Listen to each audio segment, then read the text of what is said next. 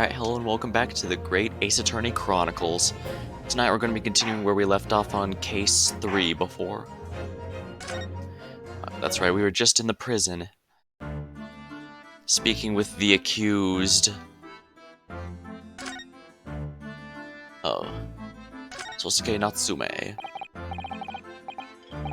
San, what an unusual name. Call me Sosuke, please. I'm a poet, you see, a writer of haiku. Something of a nom de plume. A nom de plume? You mean an alias? That's right. No, don't be so prosaic. I'm much more refined than that. Haiku? That really reminds me of home. I hear you say that you were a visiting student sent here by the government.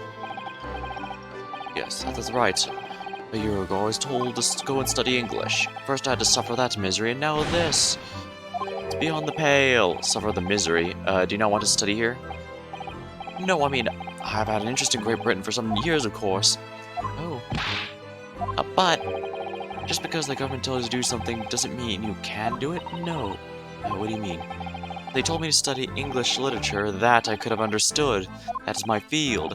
But no, they told me to study the English language. Utterly unbelievably, justly unreasonable. Well, that is understandable. It is a crazy foreign language, after all. I see. Only the other day, I was told to send a report about my first year here. I tendered a blank piece of paper. Wise words on white washi. You must be a man of great standing. So yes, I'm often told. And often like to be told, it seems. Alright, let's go with this accusation here. Could you perhaps tell us exactly why you've been arrested, Saseki? I didn't do it. I didn't commit that atrocious murder. Murder? Oh, no, it's alright. The woman didn't actually die, did she? But she was stabbed with a knife right before my eyes. Yeah, they mentioned before, this is technically not a murder trial, but because the victim is still currently alive, it is technically an assault case. Which does make sense, and as long as she survives, that's all it'll remain. Just an assault case, which no doubt has a felony, so it'll have over a year worth of prison, but it doesn't have capital punishment as a potential risk. Which, of course, does also mean that Von Zykes and his potential damnation murdering him would be quite excessive.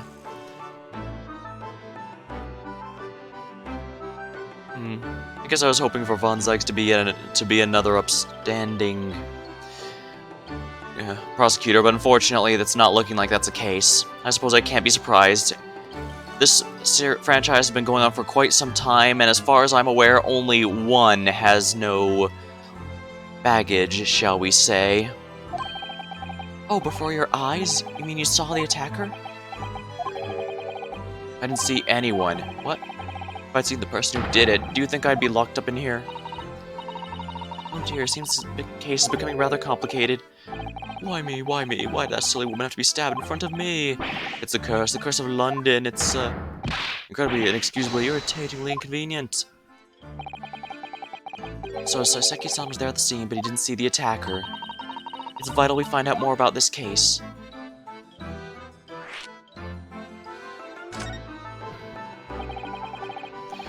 It was an accursed evening just after the snow had started to clear and heavy with fog. I'd been to the bookshop to buy some books and was on my way back to my accursed lodgings. Are you sure the bookshop wasn't accursed too? As I was walking along that accursed pavement, I could make out the sole silhouette of another ahead of me. A woman wearing green overcoat she was. Just as I was about to overtake her.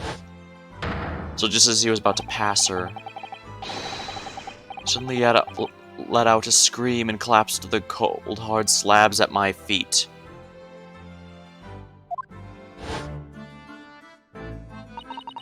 How terrible. I called out to the woman, but she didn't move. It was like a ghostly, ghoulish, grim graveyard.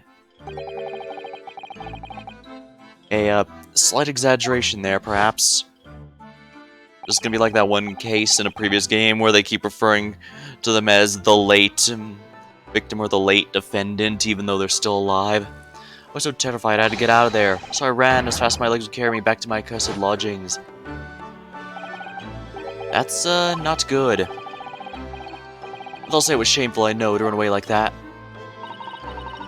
Tell me, Saseki, was the victim an acquaintance of yours? That's ridiculous. Do you think I know any of these fair-headed English? And a young woman at that. I'm different, shy, timid, unsure. I can't talk to people. I see. A young woman unknown to Soseki. And at the time it happened, did you see anyone else nearby, or did anyone pass you? Regrettably, apart from myself and the woman, I didn't see a soul. And he said the fog was very thick, so it's entirely possible for a sort of Jack the Ripper-esque person to run in, stab, and run off. No one? Oh, great. So the victim was unknown to you, and there was nobody else on the street at the time. That creates something of a conundrum, doesn't it? What kind of conundrum?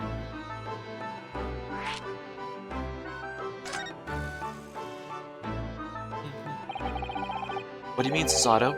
Where's the conundrum? Well, if Soseki just told us is true, there's something I can't explain. He says he didn't know the victim and there's no one else at the scene. Then he apparently fled without having been seen. I did. But if that's the case, sure this man has to be the culprit. Ah, you... What'd you just say? Nothing? I didn't say anything. Perhaps I thought that a little loudly. Actually, that's not what was troubling me. So what I was thinking was, how did Sasaki actually come to be arrested? If he didn't touch the victim and there was nobody at the scene to see him, how did the police ever discover that he was there in the first place? That's correct. I was wondering how they tracked him down, because I don't remember if they would be able... This is the turn of the 1900s, the turn of the 20th century. They wouldn't have any of the more modern forensic science, like being able to do DNA testing or anything like that, but it would still... Well, as you've seen, they did have autopsies, and they did have... But would they... And they have ways to test for poisons, but the question is, did they have a way to test for fingerprints? Because obviously, if he's not wearing gloves right now, so it's reasonable to assume he would not have at the time of the murder. And with that in mind, how would they have tracked him down? Because it's not like they'd pull the knife, find his fingerprints, and... Unless...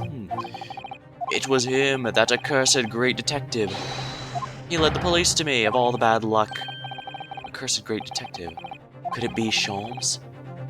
I'll never forget that man's name, with his haughty laugh and his self-proclaimed greatness. Rash, big-headed, busybody, begone! You, because of the other days, Herlock Sholmes.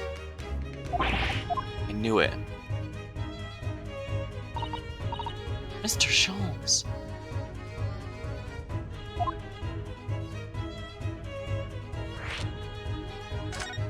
Herlock Sholmes. Well, I didn't expect to hear that name from this man's lips, that's for sure. It was the morning after the nightmare had unfolded in the pavement before me. I was gnawing on the sliver of hard cheese when some men suddenly burst through the door. They started shouting at me. It was the police. Put the weapon down. Yeah, it was a thin silver and it was hard, but it wasn't eating. Disgustingly dietary discrimination devils. Oh, he had a knife because he was eating food. You, clearly had a trying morning yesterday. There was the middle of all the policemen grinning like a Cheshire cat. It's actually just Herlock Sholmes. He's English. I've since found out that he's a famous name in detection. Yes, the great detective is really very well known. His overly sharp mind somehow deduced my whereabouts, apparently. Thinks I'm the knife-wielding madman. Me, this weak, stooped kitten of a man. I wonder what his great deduction process led him to this conclusion. Do you mean to say Mr. Sholmes' deduction was the only reason the police arrested you? That would be really most unreasonable. True, I mean... Well, the thing is... True, if just a single detective of tracking down a person isn't enough to declare him the murderer. I was thrown into a panic when they barged their way in. Well, of course you were, that's only natural. I was terrified, trembling, and they kept throwing question after question at me in impossible English. Fiendish foreign film flammery. Well, we are in England. You can't really blame them for questioning you in English. Good point, but my mind went blank. I knew I had to answer, but I didn't know what to say. I just kept repeating things like, yes, I do, and I'm fine. This thing I knew I was in manacles, and before I knew it, I was thrown in here. Oh dear, I'm afraid that's really surprising. I'm fine, he's not fine now. He's just repeating the same words over and over, and they know he's not a native. I think that would be a reasonable reason to conclude he doesn't speak the language properly. Naruhodo. Oh, you can just call me Naruhodo. And we're here speaking English, so simple mister is more than enough. Oh, yes, alright. They've really got to me. This country's poisoning my mind. Please, I beg you, defend me in court tomorrow. You can tell them what really happened. You'll do it, won't you? Well, that's the plan, yes. Why is it so hard to say yes to me? Well, the thing is, I'm just a student like yourself. I'm on a study tour. A student? I've defended a case in the Old Bailey. Only the one, though, but at this moment in time, I really don't know what I'm supposed to believe in. I am confused about what the justice in this country even means. Oh, Naruhodo. I'm not even the foreign student who's supposed to be here. I'm sort of a locum lawyer, I suppose. But that armband, that's the mark of a defense lawyer from the Great Empire. It's a keepsake from the man who should have been here. Here's my best friend. Keepsake. I know exactly what they're saying about me. Who do you mean? The lawyers, all the British defense lawyers. They won't defend me. Goodness, why? Why do you say that? The same reason as you noted before. When it happened, there was only the victim and myself around, and I ran away from the scene. I'm not a fool. I know it looks as though I must be the culprit. It must be very hard for you, Saseki. And anyway, I'm a student from overseas. I'm just a foreign nobody, someone not to be trusted. I heard them all bully laughing about me before in my earshot without any compunction at all. Getting trial for this man would be a waste of time, they said. Of course, they even had the gall to say the man doesn't understand half of what's being said anyway. Oh, that's awful. They're wrong. I've studied more English than half the policemen out on those streets. Travel halfway across the world to learn about this people's country and its great history. But no one here will listen to a man with a strange accent. They all hate me. So at the very least, I'd like to entrust my fate to someone who can listen to me and in my native tongue. You could do it, couldn't you? When I look into your eyes, I can see it. I can see what you've been through. Soseki, it's just that... Give me a little time, please. I'll do what I can for the time being. What do you mean? We shall investigate the case as thoroughly as possible. If we can find some clues, it will give us a much better chance, I'm sure. Oh, yes, thank you. I'll be here, all alone, waiting for you. I'll be here all alone waiting for you, locum student, Mr. Esquire. We should be going then, Naruhodo. We have a case to prepare for.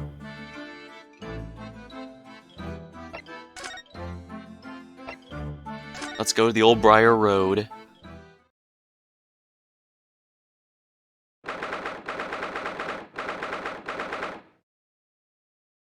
19th of February, Briar Road.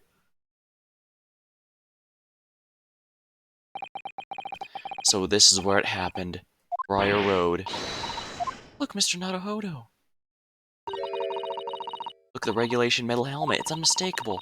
The men of the Scotland Yard are here. Investigating as we speak. If it's made out of metal, it must be very cold in winter. Well, that's their job, you know. Mr. Naruhodo, to see one with my own eyes.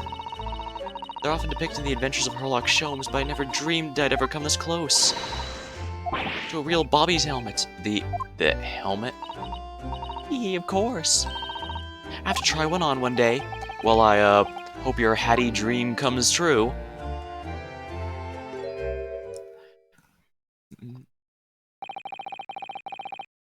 What's the Japanese delegation doing here? Oh, Inspector Gregson! This isn't on the tourist trail, I'm sure you're fairly aware. Yes, of course. We're here to investigate. Oh, so you've been the holding cells then? What do you make of the criminal? Well, he's not a criminal as you put, Inspector. He's a suspect. We'll see about that. Well, the Japanese like to stick together, I suppose. I'll do what you will, it doesn't bother me. blokes in court tomorrow, whatever happens, and the verdict's a foregone conclusion.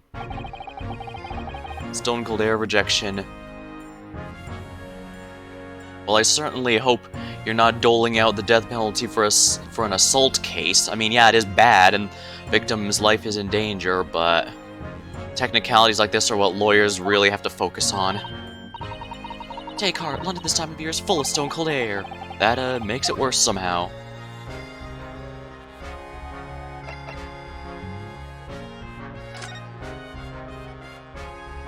Daily News Net, William Robbins. Oh, that's a Scotland Yard carriage. They use vehicles like this to rush to crime scenes and cart away criminals. You're very well informed, aren't you? It's long been a dream of mine to ride in one of those the streets of London. Well, I'll just pick up a stone and throw it through one of the windows, then. But that would mean being arrested in order to ride it. Wouldn't it? Still, if it's the only way, help me find a good stone. No, I wasn't being serious.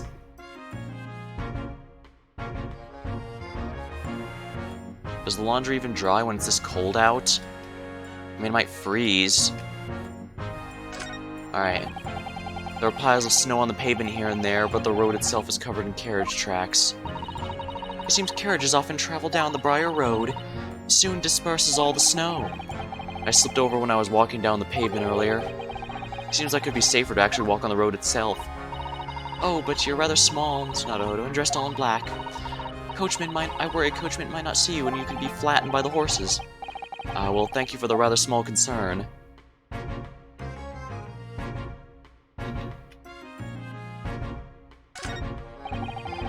This patch of pavement must be where the incident occurred. Yes, it's a very wide open space, isn't it? That's true, I can't see anywhere the attacker could have been hiding. Oi, what are you foreigners doing here? Ah! Oh, just investigating the scene, officer. Conspiring with that mustache fellow from Japan, are ya? What do you mean conspiring? Come here, destroy evidence, have ya? Gotta go ahead, give you a wide.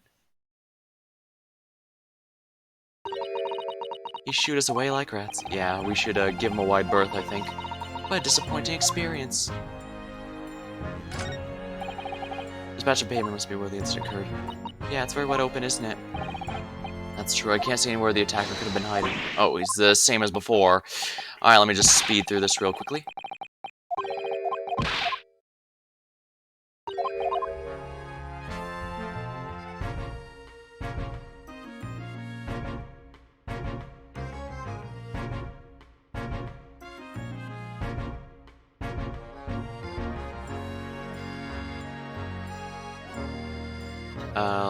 I imagine I've investigated thoroughly, but I can't find anything out of place.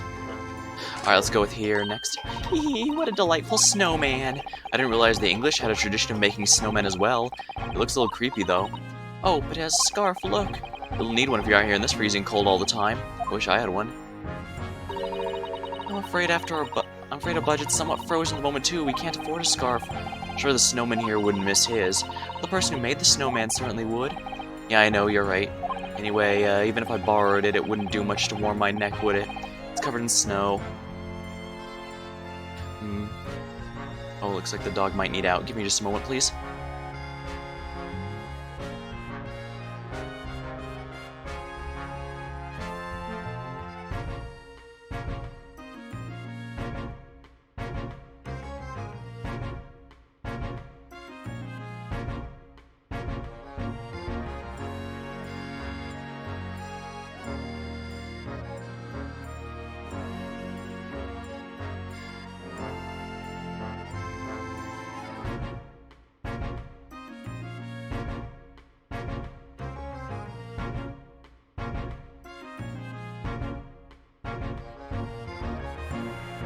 Oh, sorry about that. Went to let the dog out, came right back in. I guess it's raining out about tonight. Not thunderstorming or anything. Should be able to talk to one of these guys. That's one of the officers from the Scotland Yard. The police are making sure the crime scene's undisturbed. I have a feeling if we wander too close, we clapped in irons. I think perhaps you're being a bit overcautious. We've done nothing wrong, so we have no cause for concern. Oh no, I'm not getting caught out again. Twice is enough. Twice I found myself in handcuffs, despite not knowing a thing about what was going on. Yeah, you've had some, dreadful experiences. And I imagine it's gonna happen more before the end, since I'm sure it's that wide-eyed look of panic you're so prone to. It does you no favors at all. Yeah, it's gonna be the same for both of them.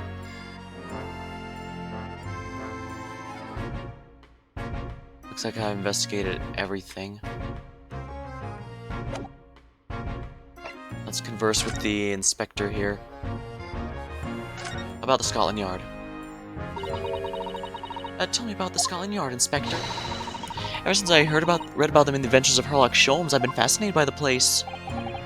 The Yard is the most sophisticated policing organization you'll find anywhere in the world, ma'am. Oh, you know, I've always dreamt of wearing a real Bobby's helmet. It does make them look the part. Seeing the policeman there with the helmet on, you certainly get the sense that this is a man who will take no nonsense in his duty protecting the city. Oh yes, doesn't it look wonderful? Being a London Bobby is hard going, I can tell ya. Oh, really? First thing in the morning, you know what he does? Goes around and rouses all the laborers on the beat so they can get off to work. Wait, he wakes people up? Yep. Raps on the windows, long pole. Did myself, going back a bit. Oh, so he was a police officer at one point before he became an investigator. The Bobby works for the people of the town. It's just another one of his duties. After that, starts tirelessly patrolling the streets all day long. He has to cover 20 miles a day. That's the regulation distance. Can't imagine how far that is, but it sounds like a long way. Oh yeah, because miles, but in Japan they use kilometers. Let me see. 20 miles, that's approximately the distance from Tokyo to Yokohama. On foot? That's definitely taking things a step too far. When it gets dark, of course, yes, important job of lighting all the gas street lamps. Street lamps, not tree lamps. You know, for some reason Gregson here makes me think of something, but I couldn't put my finger on it until now, even yesterday. But he looks like a character from Bob's Burgers. Oh my. And so always in between all those duties, the Bobbies were expected to investigate cases as well. And chase after criminals trying to evade the law. I'm not sure you could call it in between exactly. More like alongside, but yes. They're expected to handle this job as well. And we do have men keeling over from time to time, I admit. I always dreamt of wearing one of those helmets, as I said. But it's with a heavy heart. I shall have to relinquish the dream to you. Your heavy heart will be my heavy head if you do.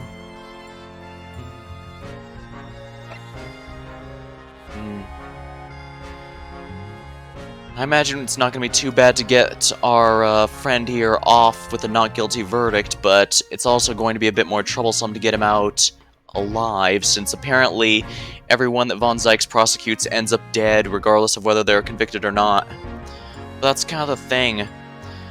How can all of his, every single person he prosecutes end up dead, and they somehow don't, including not guilty verdicts, and yet no one questions it? Or maybe that's...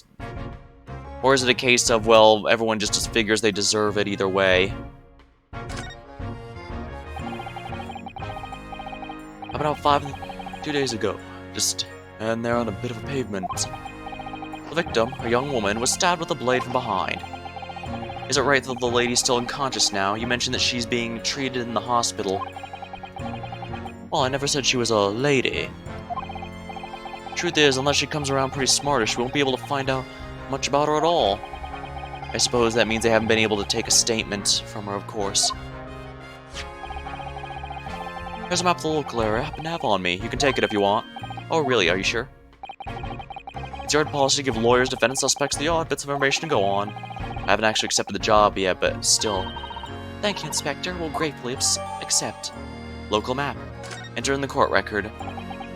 Anyway, as far as we know, there was no one else on the scene other than the victim and your fellow countrymen. So who did it, you think? Not much of a head-scratcher, is it? I also know Mr. Natsume has also claimed to not have seen anyone around. But just because he didn't see anyone doesn't mean we can't be sure that nobody else was present. It was heavy fog. Sorry to tell you, but we most certainly can be sure. Oh, really? How? Because, ma'am, the precise moment of the stabbing didn't go unnoticed. It didn't. We have 2 very reliable witnesses, no less. It was a typical foggy London day, and your client obviously didn't see them. So there were witnesses now. Interesting. This makes...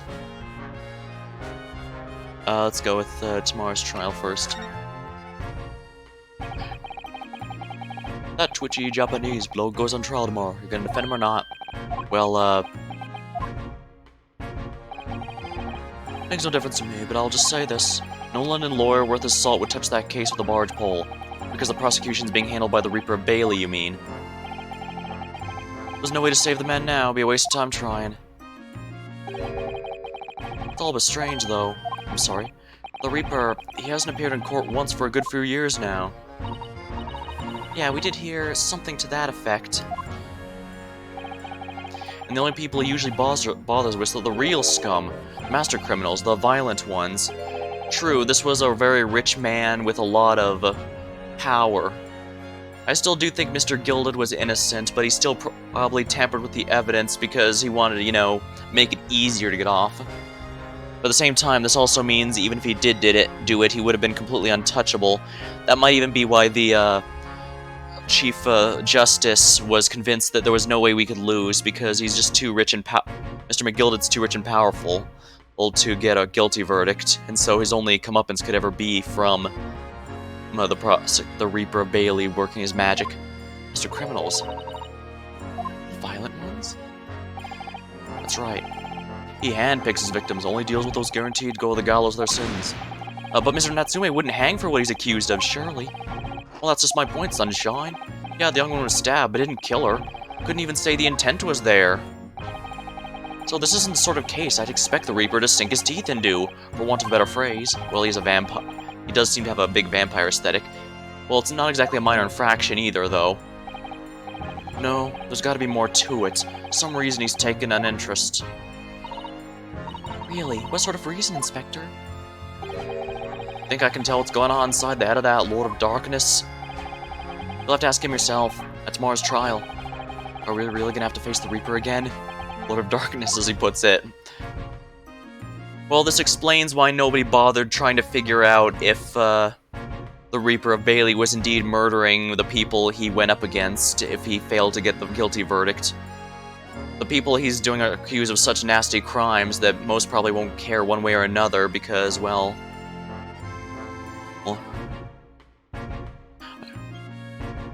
there is a saying I know of that's usually used in a meme setting these days, but it's a kill 'em all, let God sort 'em out. It's usually not used seriously anymore, but you can kind of get the idea of what I'm getting at with that. They probably figure, or well, if all the suspects are gone, and that means regardless of who it was, they'll have been hit by it. But that's also, as the saying kind of implies, it's an extremely scattershot, and really it's solving a problem with a mallet when a scalpel will be more than sufficient. This is also why it's not usually used seriously anymore. It only solves the problem by technicality.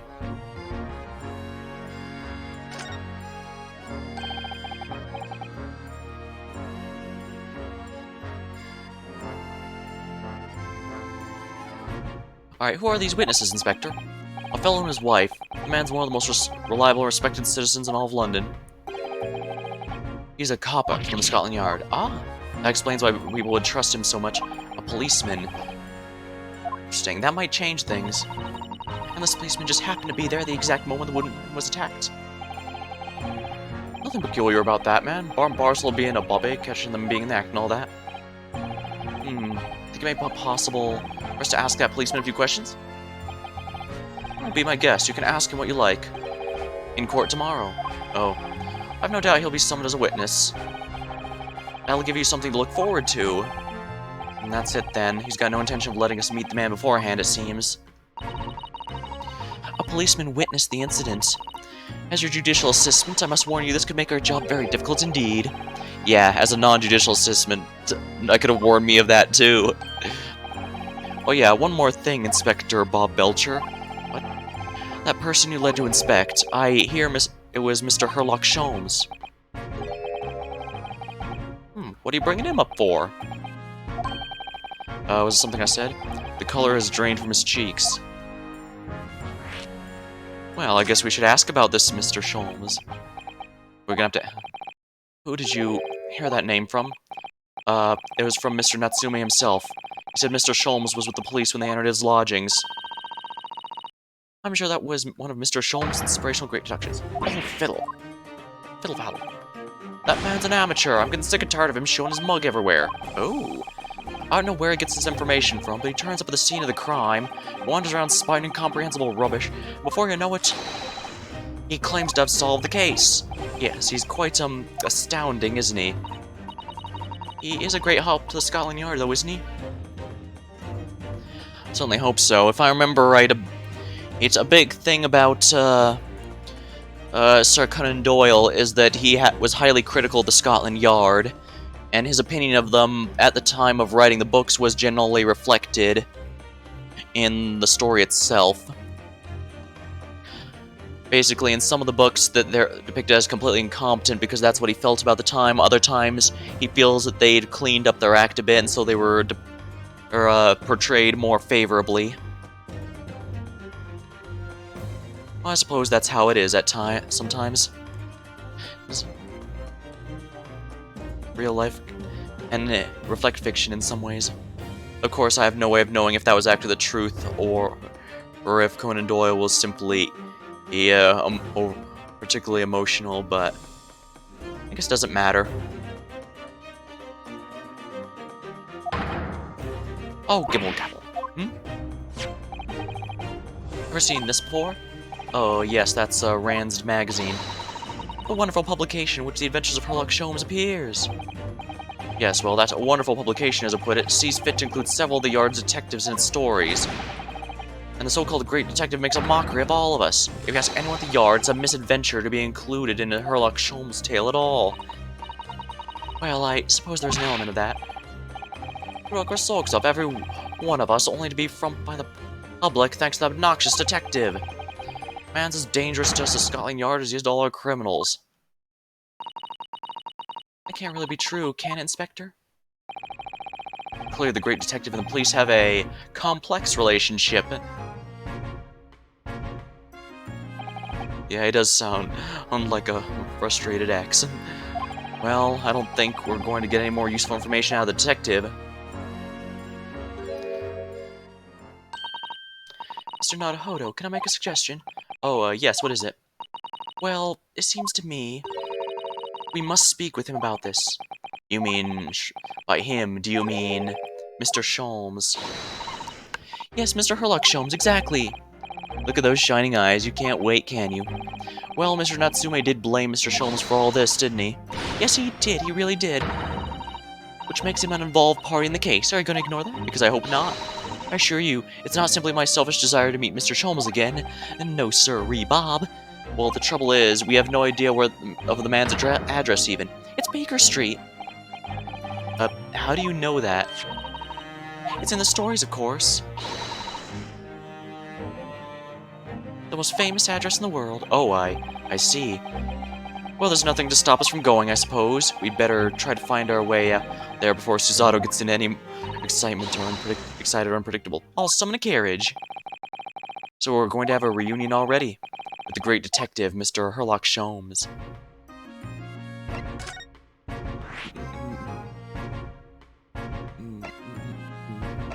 Can you realize it? Oh, Pinch Me, I must be dreaming.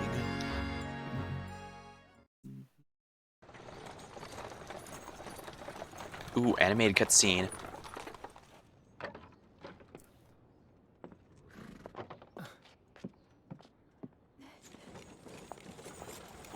Thank you very much. It's just up there overlooking the street. Good day. Thanks again.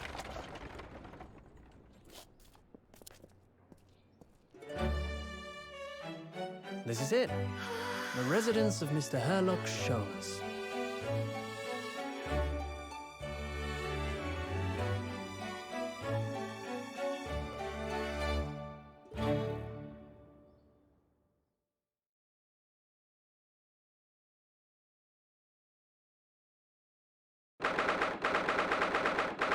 19th of February, 12:53 p.m. Sholmes' suite. So this is where a great detective makes his living. It feels almost surreal to be here somehow. Is that a shoe? It's as... Is this as described in the stories, Miss Susato? Susato? Son? Many, many famous cases have been solved here in this very room. Oh, I suppose they must have been, yes.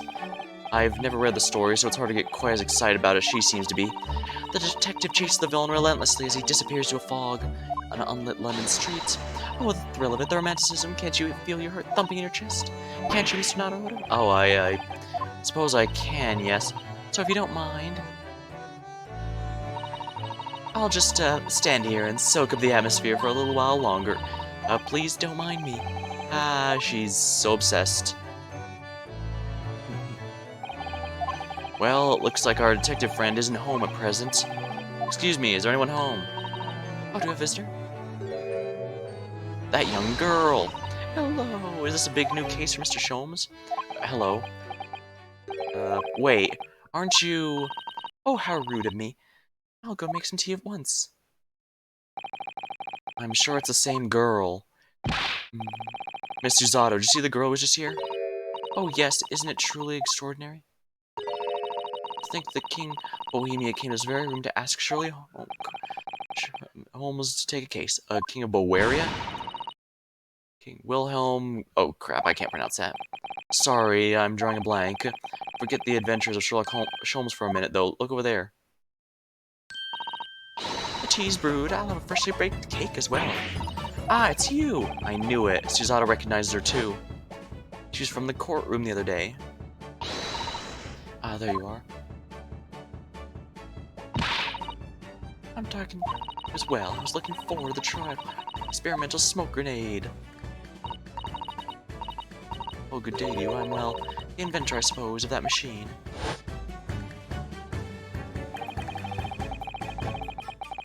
It's the girl that turned up at the end of Mr. McGilded's trial in the defendant's antechamber. I've never met a lawyer from the Far East before. Or are you having to get straight to work when you've only just arrived in London? Oh, yeah, it was, challenging. Well, try this tea. It's my special blend, you know. Oh, thank you. Is tea supposed to look like that color?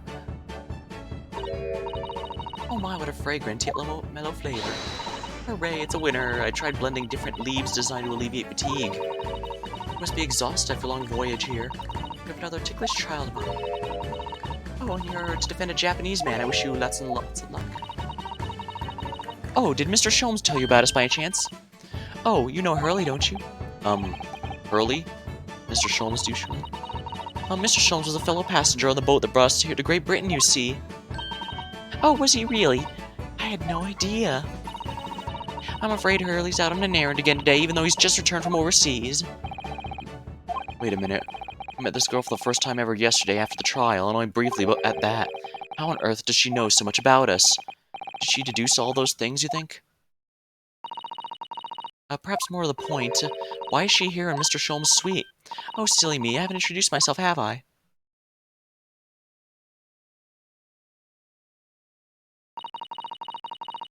It's a great pleasure to meet you both. My name is Iris Wilson. Oh, crap. I do think... I don't remember off the top of my head. I'm not sure if it was in later books or if it was in some of the later adaptations, but some of them do add family for Watson. But at least now we have our solution for why Watson had to die in the first case of this game.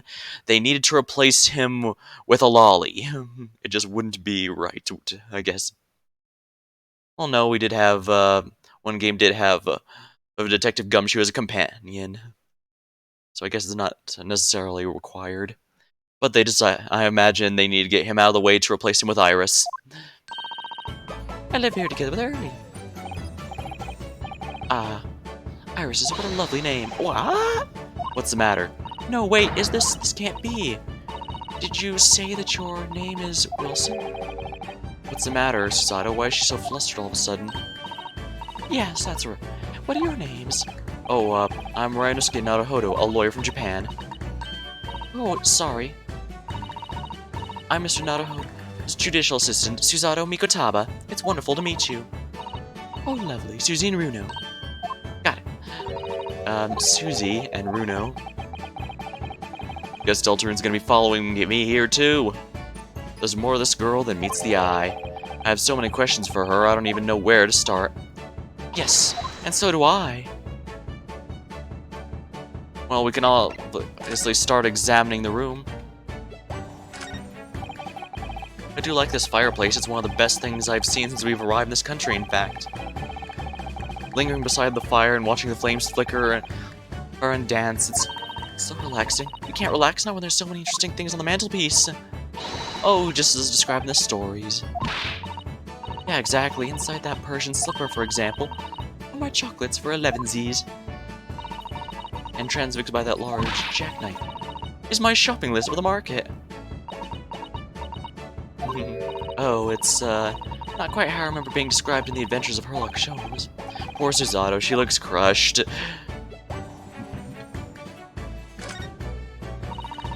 A mystery shoe, a curious hammer, some mysterious dancing men, a bust of Napoleon. Ah, what an entrancing collection! It's the first time in my life I've seen a lonely shoe displayed as an ornament. Oh, those are all mementos that Hurley's collected from his past cases. Really, even the bust? Yes, that's right. When the mood takes him, he likes to throw it on the floor and smash it to dust. Poor defenseless emperor. Mr. Sholmes destroys it. Yes, and then he buys a new one. You make it sound like he has the temperament of an insane sculptor. Ah, how interestingly bohemian. What? Looks like that huge metal chest is being used as a table for tea and coffee. It seems very sturdy, with an equally sturdy lock. Mr. Naruhodo, you mustn't go around opening things. I always have to keep an eye on you, don't I? You're very mischievous. How do you come to that conclusion? Oh, that chest contains some of my most valuable things, and that smile tells me you're not going to give us any clue as to what they are. I guess we could find out in a later case if it becomes relevant.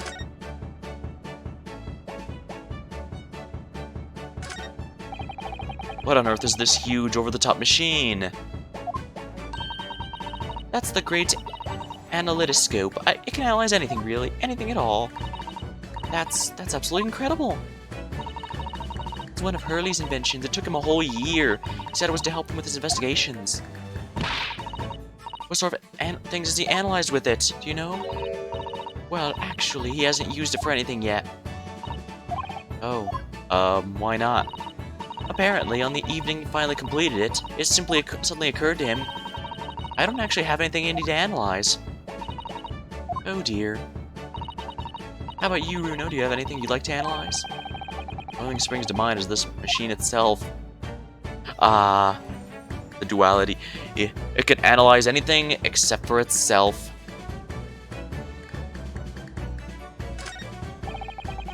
There's all sorts on these shelves, chemistry apparatus, books, papers, and lots of things I've never seen before. And it's all heaped up so high, I can't help feeling the whole lot is going to topple at any moment. I keep telling Hurley not to cram so much on those shelves. Good advice. He wanted to look something up in one of those books a while ago. But it was so tightly wedged in, he couldn't get it out. So he went and bought a new copy instead. Ooh, his violin. Ah, I've seen pictures of Western musical instruments like this. It's called a violin, isn't it? Of course it is. Mr. Sholmes is renowned for his violin playing. Oh, really? Absolutely. It's often explained in the stories. It's inspirational. Mr. Naruhodo, inspirational. I immediately started playing the koto, which was the closest Japanese stringed instrument I could find. What a shame you couldn't bring it with you to London. Oh, yeah, swell.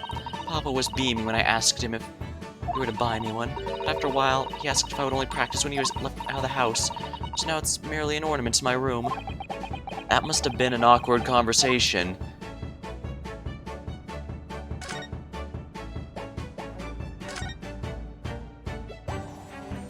I need to grab a drink. Give me a moment here, please.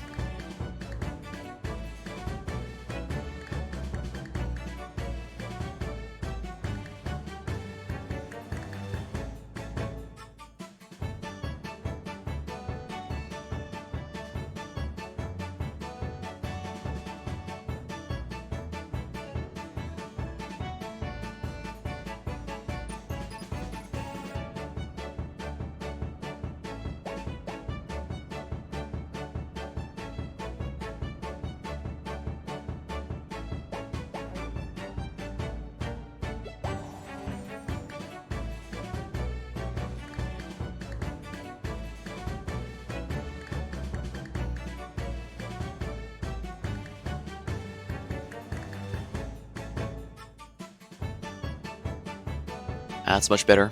No fancy sodas or anything this time, it's just regular old-fashioned water tonight. What on earth is that big black lump over there? Oh, that fascinating thing is a typewriter. It's a machine that allows you to write on paper without needing a pen. And wizardly quick, too. Ooh, that sounds like it'd be very useful for someone like me with terrible handwriting.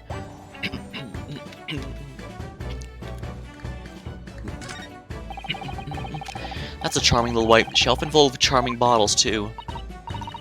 Oh yes, but don't touch any of those. They might explode. Explode? Oh, I guess they're full of chemicals. Are they exotic chemicals? Do you use them for exciting experiments? Yes, indeed. And as Hurley always says, chemistry is an explosive science. Sorry. I agree, a single discovery can trigger an explosion of innovation across the world. Or perhaps he just meant it literally. Either way, mental note, do not touch any bottle that belongs to Iris. Ah, that's my blackboard where I write down ideas. Ooh, interesting, let's see. Black Peter. Don't you want to hear what Iris has to say, Mr. Naruhodo? I'll come to back to that blackboard later. Alright, that's going to be relevant. That implies to me that's going to actually be relevant later. Ah, here we are, the tea set. What a beautiful English tea set, and so neatly arranged. It's a favorite pastime of mine, a cup of herbal tea in the afternoon. Tea made out of herbs. That's right. I grow all sorts of herbs in the garden, so I can experiment with different blends. One moment, don't go away. I'll brew a pot of the special blend I came up with earlier today. She looks delighted. I only hope it's safe to drink.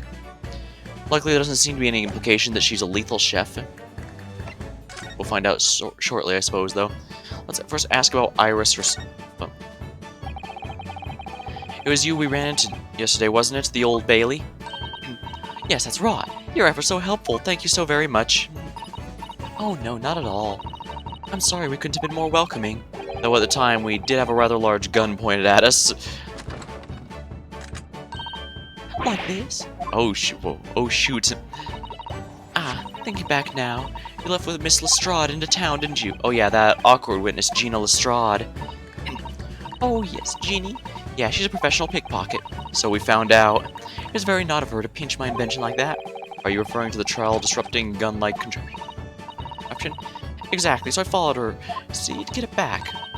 Perhaps I should think about fitting a self-destruct mechanism in my inventions. This girl is dangerous. Anyway, I brought Jeannie back here after that, so she could apologize to my trusty technician. I'm sorry, your technician? Hurley, of course, silly. Hurley?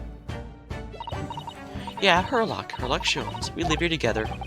Oh, I had no idea the great detective had such an interesting young daughter. Oh, not likely. I wouldn't call him Hurley if he was my father. Or would I? Oh, well then, what's your relationship with Mr. Sholmes? Well, I expect you found out that lodgings of any kind in London are very expensive. The solution is to share the cost of the partner, our roommate. Your roommates? I hope you don't mind me asking, Iris, but how old are you? 10 last this year. What of your mother and father? Oh, yeah. They're not around. Let's see. I wonder what the story is there. Unfortunately, we're gonna have to ask here, because I'm pretty sure her father was the Wilson who was murdered at the start of the game. Oh yes, there's something I must ask you. Of course, go ahead, Susie. I'm a very great fan of the Adventures of Sherlock Holmes, and oh, you have a copy of Rance magazine. Yes, I read every issue. It's delivered all the way to Japan on a ship. Oh, this is so exciting. My stories are being read on the other side of the world. Oh, my stories? That's right. Hardley's always solving such amazing cases, you see, and always tells me about them. They really are quite fascinating. It'd be a shame if I was the only one who ever heard them, don't you think? Oh, goodness. Last night, he was telling me all about a new case he just solved on a steamship traveling from a new land. So I was in the middle of typing up the manuscript for the next issue before you came. Oh, so you're the author. Oh man, they made Sir Arthur Conan Doyle into a little girl. Strange, I would have expected Fate to have done something like that. I'll let you know a secret. If you like, I'm gonna call it the latest adventure of the Speckled Band. Speckled Band, that's certainly very familiar. Of course, I always change one or two details of the story here and there. This time, I had the idea of making a venomous snake be the cause of all the trouble. Oh, that was Mr. Sholm's first thought as well, actually. Yes, and of course, I know that snake might not be a credible fit for the facts of the case exactly, but it's a story. Some poetic license is justified to make it more thrilling, don't you? Oh, so you mean to say... stories about Mr. Sholmes published in the magazine. Read by me? Yes, on my wonderful, very modern typewriter. Oh, but all the stories I've ever read were written by a doctor of medicine, Dr. John H. Wilson. Just thought I was getting more and more worked up. Ah, yeah, that's me, under a pseudonym. I mean, my name really is Wilson. What about the doctor of medicine part? That's all true, too. I am a doctor of medicine. No, at 10 years old? At 10 years old. Wow, that's quite incredible.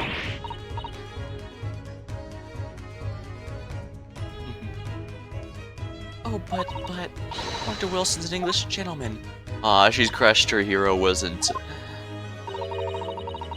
Well, I did alter the settings slightly for the stories to be more compelling. Oh. Well, sounds a little strange, doesn't it? Great detective with a 10-year-old girl in tow? Yeah, that might sound a bit weird, even at the time in which, they first came out. I suppose it does, yes. Poor Susato. She looks like her whole world has just fallen apart. Deduction just now. About before. Yeah, when you hang out with the Sherlock Holmes, you learn how to deduce stuff from finer details just like him. Even Watson's able to pick up on pretty good details in the book simply because he hangs out with Holmes so much. Yes, what's your point? Do tell. How did you know that I was a lawyer and that we just arrived in London? Yes, and that we have a difficult trial tomorrow. How did you know all of that? Oh, that's what you mean. Yes, please tell us how you did it. Explain every detail. Of course, I'd be delighted. Although, there's really no mystery. Now, let's begin. Iris is proud to present her logic and reasoning spectacular. First of all, I knew already you were a lawyer, Runa. After all, I met you yesterday in the Old Bailey, in the defendant's antechamber. But you also said we'd only just arrived in London. How would you know that part? I observed a passport and traveling ticket protruding from your breast pocket. Oh. I was reasonably confident you must have only just arrived in the country. Yeah, he would have left that in his hotel room or whatever. And on top of that, you accepted a case against that particular prosecutor telling me you were unaware of London's court affairs. The Reaper of Bailey? I walked right into that one, didn't I? Then I noticed a red ink stamp on the back of Susie's hand. You were given it when you visited the local prison to meet with the suspect, weren't you, earlier today? They use those stamps to keep a close eye on comings and goings, you see. A red stamp is only used for people visiting foreign inmates. So that told me that even though you'd only yesterday concluded the trial of Miss Agnes McGilden, the two of you already had cause to visit a foreign inmate in prison. However, neither of you is wearing a particularly sad expression on your face. I conclude the prisoner was unlikely to be a friend or relative. That led me to believe you must have accepted a new case. I see. How could you know the trial's tomorrow? Well, having barely been home a few hours yesterday, Hurley solved yet another case. It obviously amused him. He told me he'd caught a Japanese man who was trembling. A Japanese man? Well, clearly that must have been Mr. Natsume. Now, Runo has that fancy Japanese sword. And I think your outfit is called a kimono, isn't it, Susie? Well, anyway, it was clear to me that you both came from Japan yourselves. So I put two and two together and decided you must be defending the Japanese man, Mr. Hurley. You were caught. There's only one conclusion. You both came here to ask Hurley about the case. There's a note on the mantelpiece that says the man's trial will be tomorrow. Hurley's always stabbing his notes with a knife, you know. He's silly. And that's all there was to it, really. Thank you for listening. I'm Iris Wilson, and that was one of my great deductions. Honestly, I think she might be better than Sholmes. But then again, Sholmes did accuse us at the start of the last one with a lot of really weird stuff. So it's entirely possible he might have done that largely to try and reach a new conclusion easier. They were spot on. That was amazing, Iris. Truly a great deduction. You even managed the certain something of Mr. Sholmes' delivery. Oh well, I was just copying Hurley's style for that. This is really very good news. You can tell us all about the case involving the Japanese man. You will, won't you, Iris? Please. The case of the Japanese man. So yesterday, Mr. Sholmes apprehended a Japanese man. You were saying... Yes. Hurley had just arrived in London after his sea voyage, but the police were waiting for him at the railway station to take him directly to the crime scene. Ah, the great detective is a popular man, it seems. Apparently a woman was stabbed on the quiet street somewhere in town. There were witnesses who'd seen a short, shifty-looking man stooped running away from the scene. A short, shifty-looking man, stooped man. Mr. Natsume, beyond any doubt. So Soseki said he didn't see anybody else in the street at all. But it seems there were witnesses after all. Hurley uses great deductive powers to determine the man's address. There's a lodging room very nearby. He went directly there with police, and what they find? A short, shifty-looking, stooped man shivering in fear. Sholmes' great deduction certainly hit the mark that time. Of course he did. He's a great detective. Still, that means the incident occurred only 2 days ago. Surely tomorrow is too soon for the trial, isn't it? Oh, definitely. We have no time to investigate properly. Hurley says that London's rife with crime. Oh.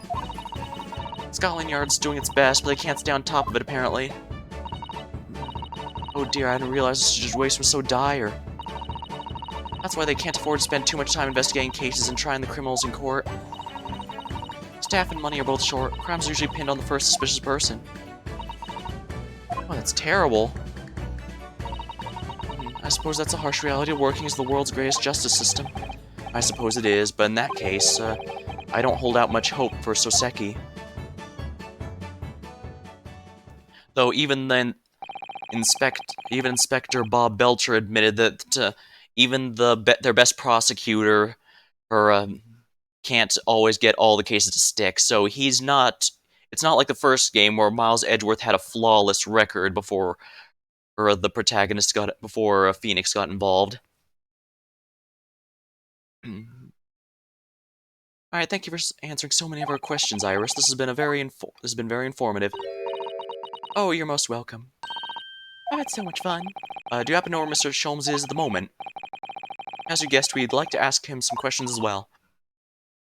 Ah, well, I expect he's still investigating the scene of the case involving Mr. Natsume. Yes, Mr. Natsume. Oh, May. Mr. Hurley said he was going to the man's lodgings. If you leave now, you'll probably catch him there. Iris, do you know where those lodgings are? Well, I imagine the police are still investigating the scene of the crime themselves, aren't they?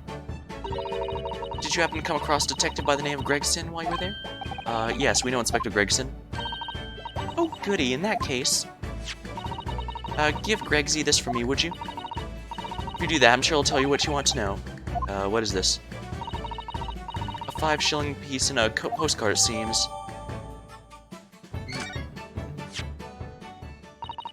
It reads, tell the gentleman in black whatever he wants to know. I trust that won't be a problem.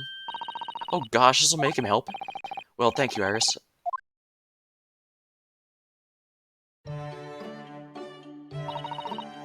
Good luck then. I'm gonna turn to writing my manuscript, The Speckled Band. I'll be making more special blends of tea, so come back again soon. We'll be delighted. Thank you so much, Iris.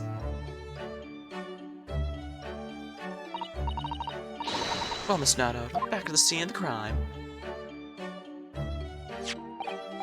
Alright, so somewhat dubious they'd exert any influence over the men of Scotland Yard at all. We headed back to the scene with Iris's curious note and one of the world's heaviest silver coins in mind.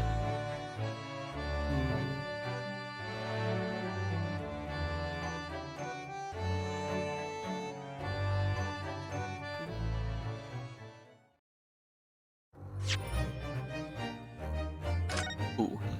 Let us save our progress.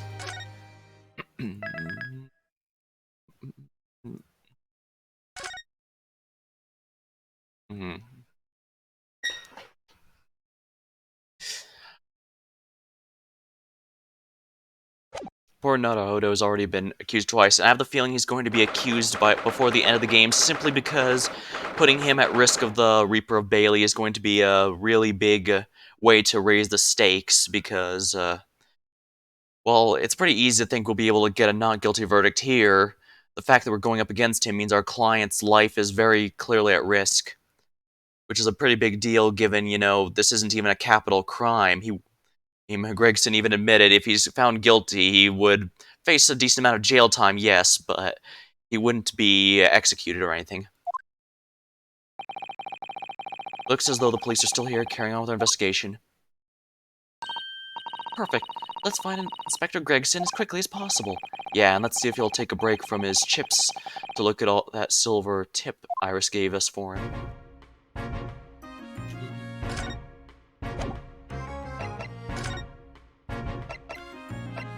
Let's take a look at this first. This is a pretty open area, yeah. These alleyways are pretty small to fit someone in.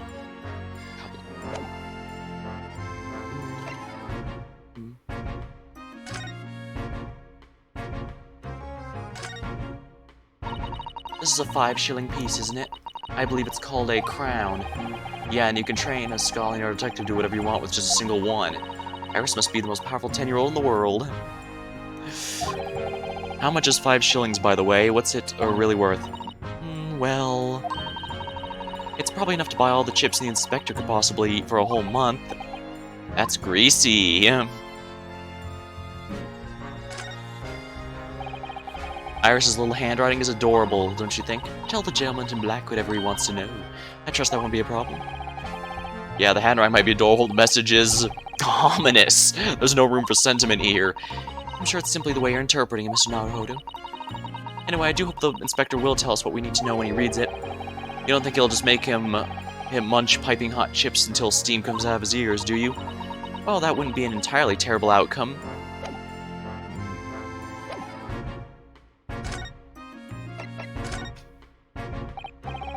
Inspector Gregson, do you have a moment?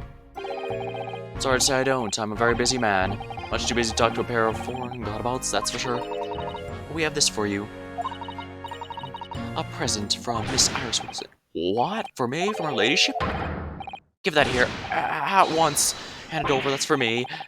Don't wait for me to give it to you, will ya? What was that coin exactly? It's a silver crown, obviously. But it's more than that. It's, well, an appearance fee is what it is. An appearance fee? Oh! You mean... That's right, for the adventures of Herlock Sholmes. The ladyship always offers me a little financial reward for featuring me every time. Of course, I know all about your exploits. I read them avidly. Inspector, I read them avidly. Of course, her using my name without my say-so does make me a there's some little jokes. Oh, I'm sorry, Inspector, that must be difficult for you. Well, never mind that. So what do you want to know, then, eh? Tell the gentleman in black whatever he wants to know. I trust that won't be a problem, he says. Well, obviously it's not a problem. Fire away. What do you want to know? Well, if you wouldn't mind, Inspector, we'd very much like to know the address of Mr. Natsume's lodgings. Ah, the little knife-wielding, mustached Japanese fellow. He lives right on the old hovel. It's right over there, look. On the first floor of that house in the corner where that wreck of a bicycle's popped up. That is nearby indeed. If I remember rightly, the landlord is Mr. John Garadib. Right, well, if you see her again, you make sure you give her her ladyship my regards, will you? And I mean it. Tell her that Gregson sends his very best. Don't worry, Inspector. We will. So he doesn't like Sholmes, but he's fine with Iris Wilson. Alright, goodbye for now, and long live her ladyship. Well, at least he told us what we wanted to know before he left. Yes, so then, shall we go and see what we can find in Mr. Natsume's lodgings? Definitely. Strand Street. That's a rather typical old brick building, isn't it? I'm sure it has a long and interesting history. Well, time certainly has taken its toll on the place. It looks crooked and it's sagging all over. In fact, it looks decidedly in worse shape than all the other houses around here. According to Inspector Gregson, that's a house where Mr. Natsume has lodgings, just across the road from where the incident took place, I see. It must be awful, getting caught up in something like this in a foreign land. My guess is the fact it's in such bad shape. Look, they even bricked up the windows. Oh, I can even examine that. Oh, look at the windows of that building there. Are you sure they're windows? Yeah, but they're all filled in with bricks. Oh, you're right. I wonder why. Perhaps it's an empty property where nobody lives at the moment. There's smoke coming from the chimney, though. Oh dear, everything still feels very foreign. There's so much we have to learn about this place. I get the sense it's in pretty shit shape, and that's why they're fine with it. The clouds look so big and heavy in the sky, don't they? And with the dense fog, everything looks hazy. It is known as a foggy London town. I can just make out some sort of spire through the fog. Looks like it's still being built, though. Ah, yes, that must be the Crystal Tower, being built for the great exposition that's open in 6 months' time. Apparently it's going to be very striking, glazed on all sides, and the symbolic centerpiece of the exhibition. So it's to be the largest exposition in history, is it? I can't even begin to imagine it.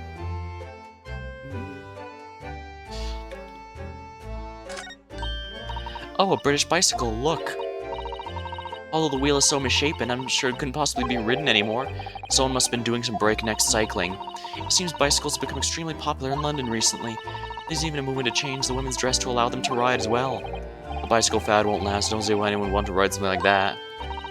Oh goodness, do you dislike bicycles? No, not at all. I mean, it's not that I dislike them exactly. It's that my occupation involves taking both your feet off the ground seems reckless. Have you ever tried walking on stilts and fall into a river? I know you'd agree with me. That sounds oddly specific. I'll have to hire a bicycle sometime. You can sit behind me while I ride you around. I think this is supposed to be a joke because Phoenix Wright in the games that take place in the future will use a bike as his main form of transportation. Though I believe Edgeworth does have a legitimate car of his own.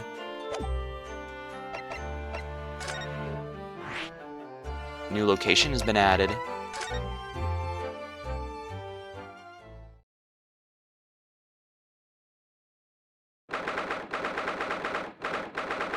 "19th of February, Mr. Natsume's lodgings.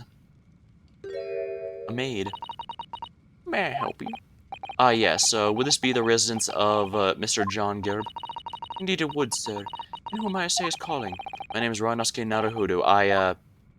Mr. Naruhodo is representing Mr. Sosuke Natsume. I believe he takes lodgings here. She seems happy about something. We'd very much like to ask him some questions about our client. One moment, please. I shall convey the message to Mr. Garib. Did you see that?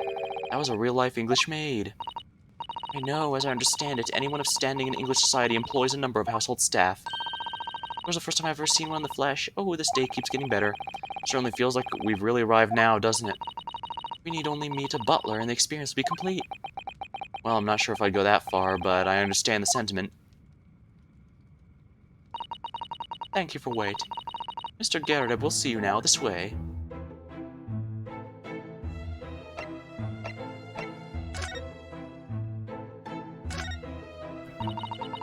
That looks like a Medal of Honor. It's showcased in a very grand banner. Yeah, it's displayed to some pride, I would say. Although it bothers me that's not straight. What, that old thing? Sorry. I should be glad to see the back of it, but the general would turn in his grave if I disposed of it. The wall's the best place for it. It keeps the bally thing out of my way. So it's been polished to a shine by accident, I suppose. There appears to be an inscription on the medal itself, though. Look, let me see, it says, for distinguished participation. Sounds like the kind of honors even I could be in line for. Well, what isn't like to blow one's own trumpet, but I was given that for my time in the army.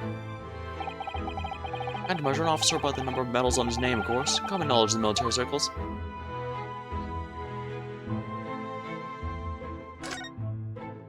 That's a painting. That portrait Mr. Garib is glaring at me, I swear. Have you not noticed that all the little frames contain photographic prints of Mr. Garib as well? Yeah, and there seems to be a statue of a lion on the mantelpiece as well. Ah, yes, seemed to come back from the local pawnbroker with that little trinket. Seemed to come back? What do you mean?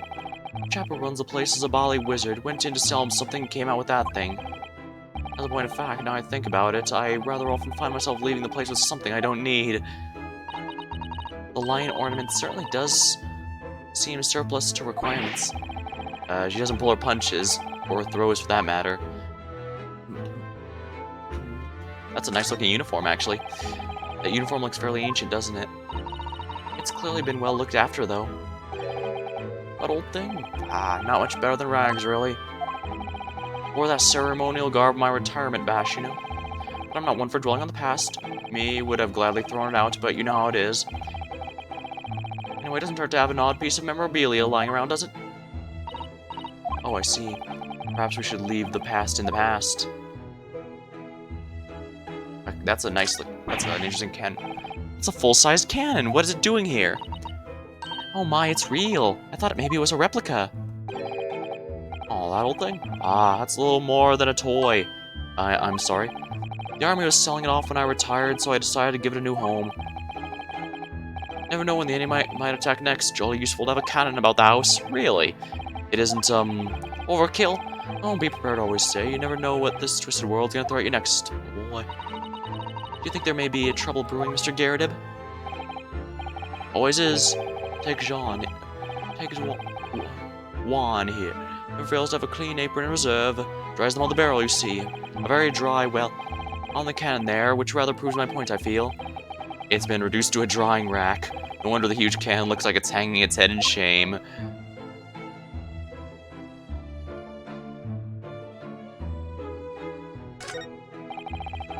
I notice you have a pile of books here, Mr. Garridib. Do you enjoy reading? Ever experienced a London winter, boy? The nights are long. No better way to pass the time in front of a fire with a jolly good book. Oh, there's a copy of Rand's magazine here, I see. No doubt Mr. Garridib enjoys the adventures of Sherlock Holmes, too. Great detective has a great many followers, it would seem.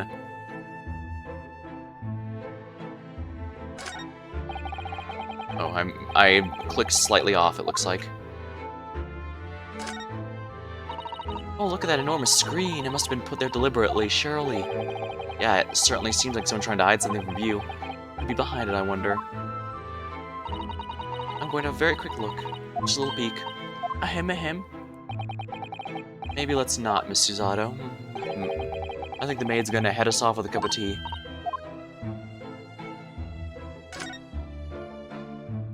Oh, that's a snack tray. Oh, look! What a wonderful collection of cakes lined up on that gleaming silver cake stand. Lined up, it looks more like someone has half demolished them to me. Afternoon tea is a time of indulgence, you know. It's quite the English way. It is Miss Garridib's custom to make 2 cakes with his tea. That sounds delightful. Oh, wait a minute, though. There's at least 10 cakes on this cake stand. Well, naturally, and it would never do to waste the leftovers. So whenever Mr. Garridib doesn't eat, I say to myself, Jean, you should tidy up. How magnanimous of you. That's a lot of broken stuff. Oh, look at this crock on display here. It's rather unusual, isn't it? Oh my. Yeah, genuine London dresser, isn't that wonderful? Although the shelves seem to be broken and the crockery is, oh dear, in pieces.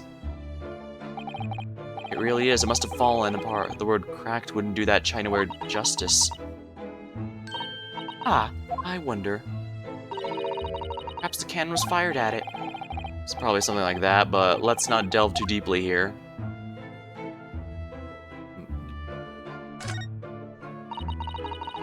This old candle holder looks a bit out of place here, wouldn't you say? Yeah, you're right, it's clearly supposed to be gold, but it's almost completely black for some reason. That old thing, yes. Just a cheap piece of iron Great.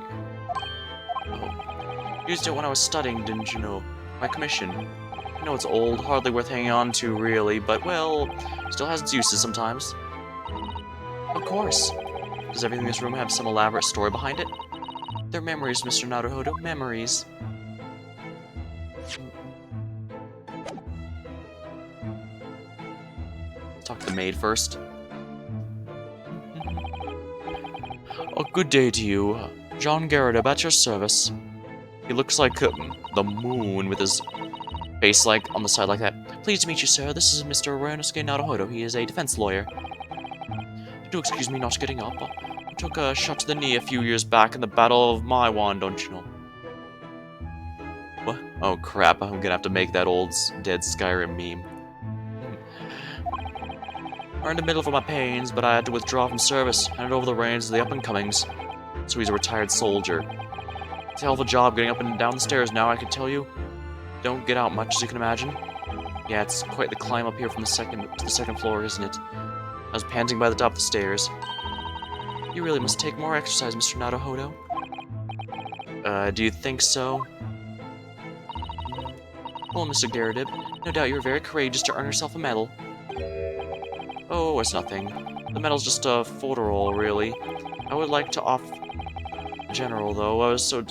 I wouldn't like to offend the general, though, so I grudgingly displayed it on the wall. Why don't you fetch it down? Oh, Jean. I'll let these good people see it properly. Jean, fetch the... Ah! Dash it all, woman, be careful. Oh, dearie me, I beg your pardon, sir. You jolly near took the skin off my hands. I shall be more careful, sir. That's interesting. How about that? So anyway, there you have it, living the quiet life now. Well, then I hear you want to know about the chap lodging downstairs, is that right? Yes, we'd be very grateful. We'd be grateful if you could answer some questions for us. Only too pleased, naturally, especially if it helps to keep the peace here in the Blighty. We forged an alliance with the Empire of Japan recently, as I'm sure you're aware, so this case is very much in the public eye, as it were. Oh, is it? Even had some famous detective poking around, you know, in this old house, wouldn't you believe? Yes, Mr. Herlock Sholmes. Could have been. Didn't catch the chap's name. Not really my cup of tea, all that detective business. Oh, but, if you have a copy of Mr. Rant's magazine, no, Anyway, the chap's investigating the foreigner's room as we speak. So he's in Saki-san's room right now. It's a bally nuisance, was it is. The whole neighborhood's twitching its curtains now. I don't like all this fuss. It's jolly unsettling.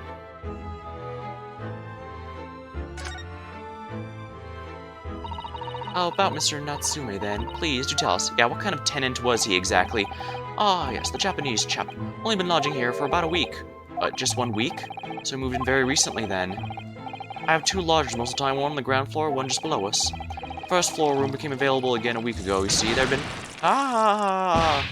Dash it all, Ron. Do be careful. Oh my goodness, I'm sorry, Tossa. If you want to know my opinion, I thought he was a shady sort the moment I set eyes on him. Oh, why is that? He seemed to have the most nervous disposition, always shaking and looking over his shoulder. The man had shady written across his sweat-soaked brow, if you ask me. I said to myself, John, that man's trouble. Sooner or later he's going to do something untoward. And I'm rarely wrong about anything. Well, we won't be calling this maid as a witness, that's for sure. Was there anything else that struck you as suspicious about the man at all? Yes, indeed there was, actually. And she's dying to tell us, it sounds like. The incident 2 days ago. It seems like the incident took place around 5 in the evening. Did you happen to look around the window around that time? Window? Yeah, we noticed the window over there looks out over Briar Road.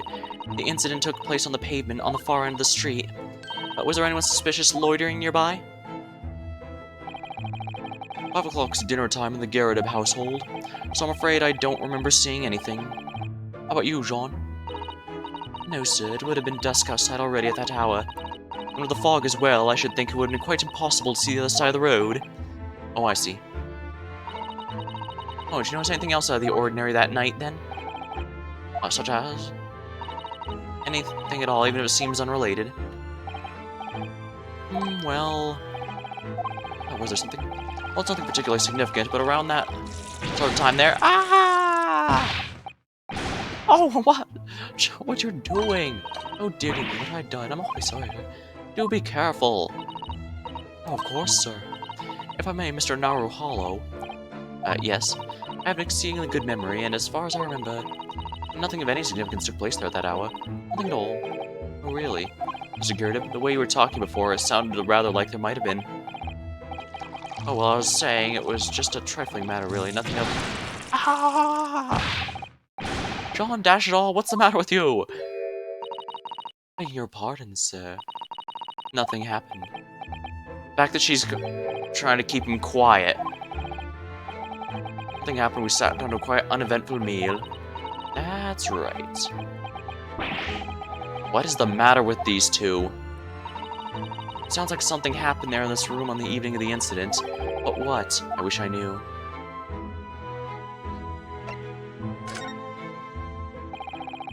Alright, had you noticed anything all about your lodger, Mr. Natsume? My word, yes, the man was shadier than an orchard. Could you elaborate? Well, take the man's room, absolutely stuffed full of books it is, more than anyone could ever read. And it never so much as passed the time of day with another living soul. I haven't seen a single visitor call. He just struts off the old bookshop every day and comes back at 5 to light the gas fire.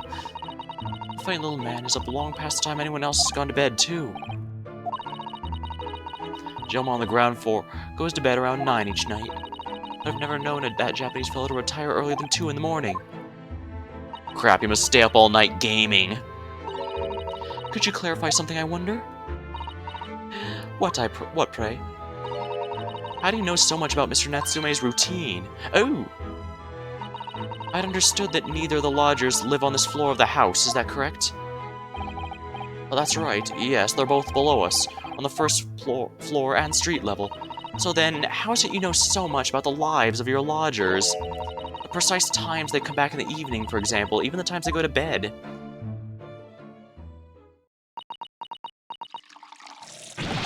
Ah! Good grief, Jean. Be more careful. Oh my goodness, sir, I'm terribly sorry. Yeah, she's definitely doing this on purpose. Something doesn't add up here.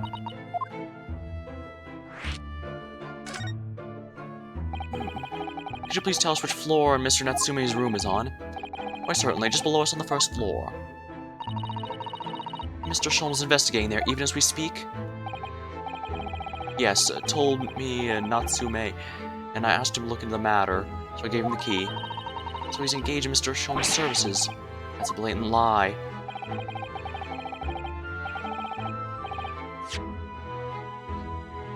He has told me that's his name. I'd asked him to look into the matter, so I gave him the key.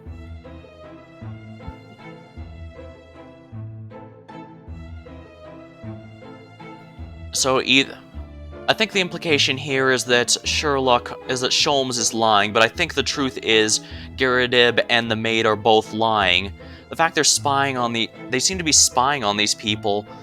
Well, not to mention, I wouldn't be surprised if they specifically were intending to try and get rid of him as soon as possible. Well,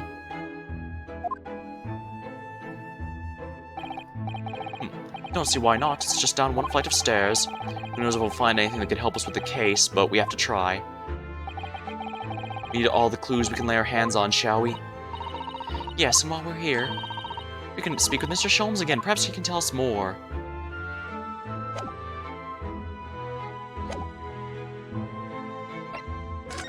No point in talking to anyone anymore. Yeah, the maid was absolutely putting that stuff on, trying to doing that to his tea to burn him, to get him to stop talking on purpose. There's no way that was simply an accident. Especially with the amount of time she was doing it. She can't be, it's not that she can't be that she's just that, it could be that she's that careless, I guess, actually, but... What? Just look at this place. And smell it, so musty. I suppose the mountains of old books there are responsible for that. I don't think I've ever seen so many books in all my life. No, me neither. It's so dark in here, too. Is that the window over there? Well, it was the window, yes, once upon a time. For some reason, it's been closed up with bricks and mortar. So this is where Mr. Natsume lives. By the way, I haven't spotted Mr. Sholmes anywhere, have you? No, that's true, but according to what Mr. Garrett told us, the great detective should be around here somewhere investigating. He's no doubt in a weird position. Look at all those books stacked up there. They almost reach the ceiling. They're all works of English literature, and they all smell so musty. This volume of books, you'd never be short of reading material, would you? No, what a dreamy idea. A bad dream, maybe, for me at least. Mind you, I don't imagine the book that's at the bottom of this pile will ever be read again. So reading its experience comes once in a lifetime, just as the tea ceremony teaches us. I certainly didn't expect the conversation to turn down the path of tea ceremony philosophy.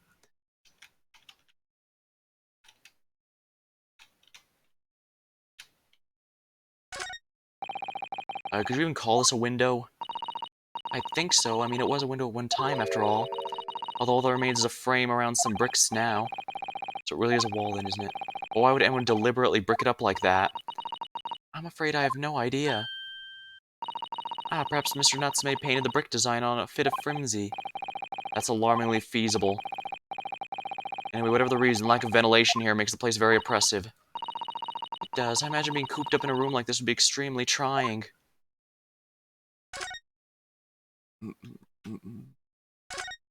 What's that back there? This appears to be some sort of meter on the wall. It looks very robust. I wonder what it's for. There's a slot for inserting coins here, too.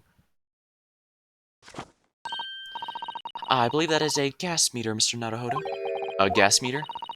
Yeah, it seems there's piped gas in this district, which consumers pay for by putting coins in. So if we were to put a coin in the slot, that would be enough gas to use the lights and the gas fire for a whole night. So if you're too poor to have a coin, you'd have to spend the night in the dark and freezing cold. That's right, as would a rich man who only carried crisp white notes. London's a scary place.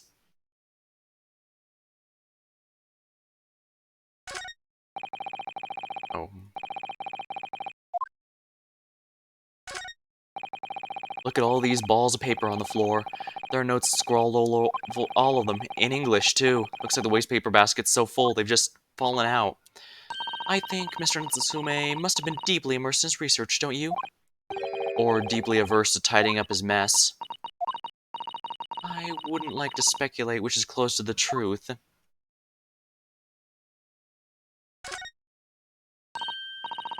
Oh, look, it's a beckoning cat from home. It's a bit big and bulky, isn't it? Surely Mr. Natsume didn't bring that big thing all the way from Japan with him. I hardly think you're in a position to comment, Mr. Naruhodo. Are you forgetting the enormous Daruma doll you brought in your luggage? Well, that can be dangerous traveling abroad. I want a lucky charm. I imagine Mr. Natsume wanted the same, and this cat is sure to beckon good luck to him. It's not doing a very good job so far, is it? You mustn't say such things. I didn't say a word. Why are my eyes such a giveaway?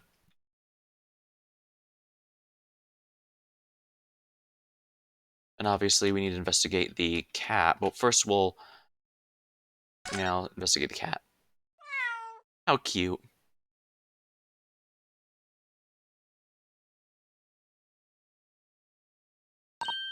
Oh my, what an adorable little cat. Perhaps he's looking after the books while his master's away. I don't know about that. He disappeared in that pile of books as quick as a flash. There's a tricolor McKay, isn't it? Do they even have that sort of cat here in Great Britain? Perhaps he brought the little creature with him from Japan. That's made me feel homesick now. Already? We've only been in the country for 2 days.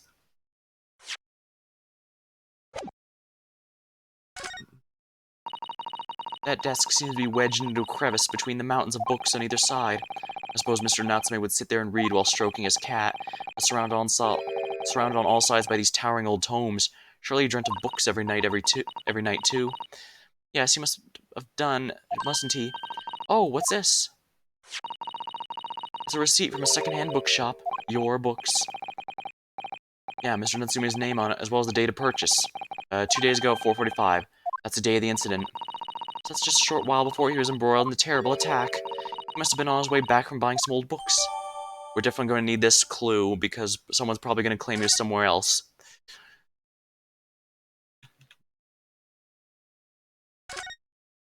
Yeah, I figured as soon as something changed, he'd be showing up here.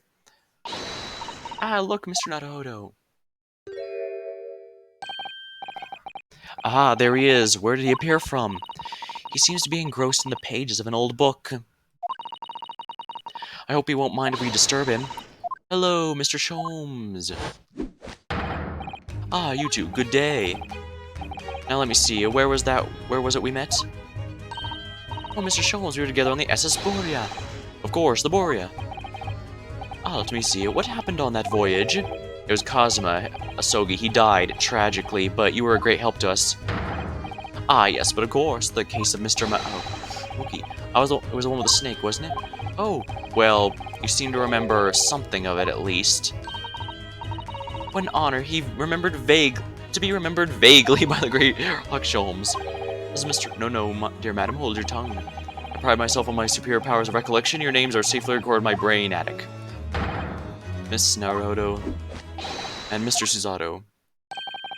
Try the other way around, Mr. Sholmes. I lose the first round.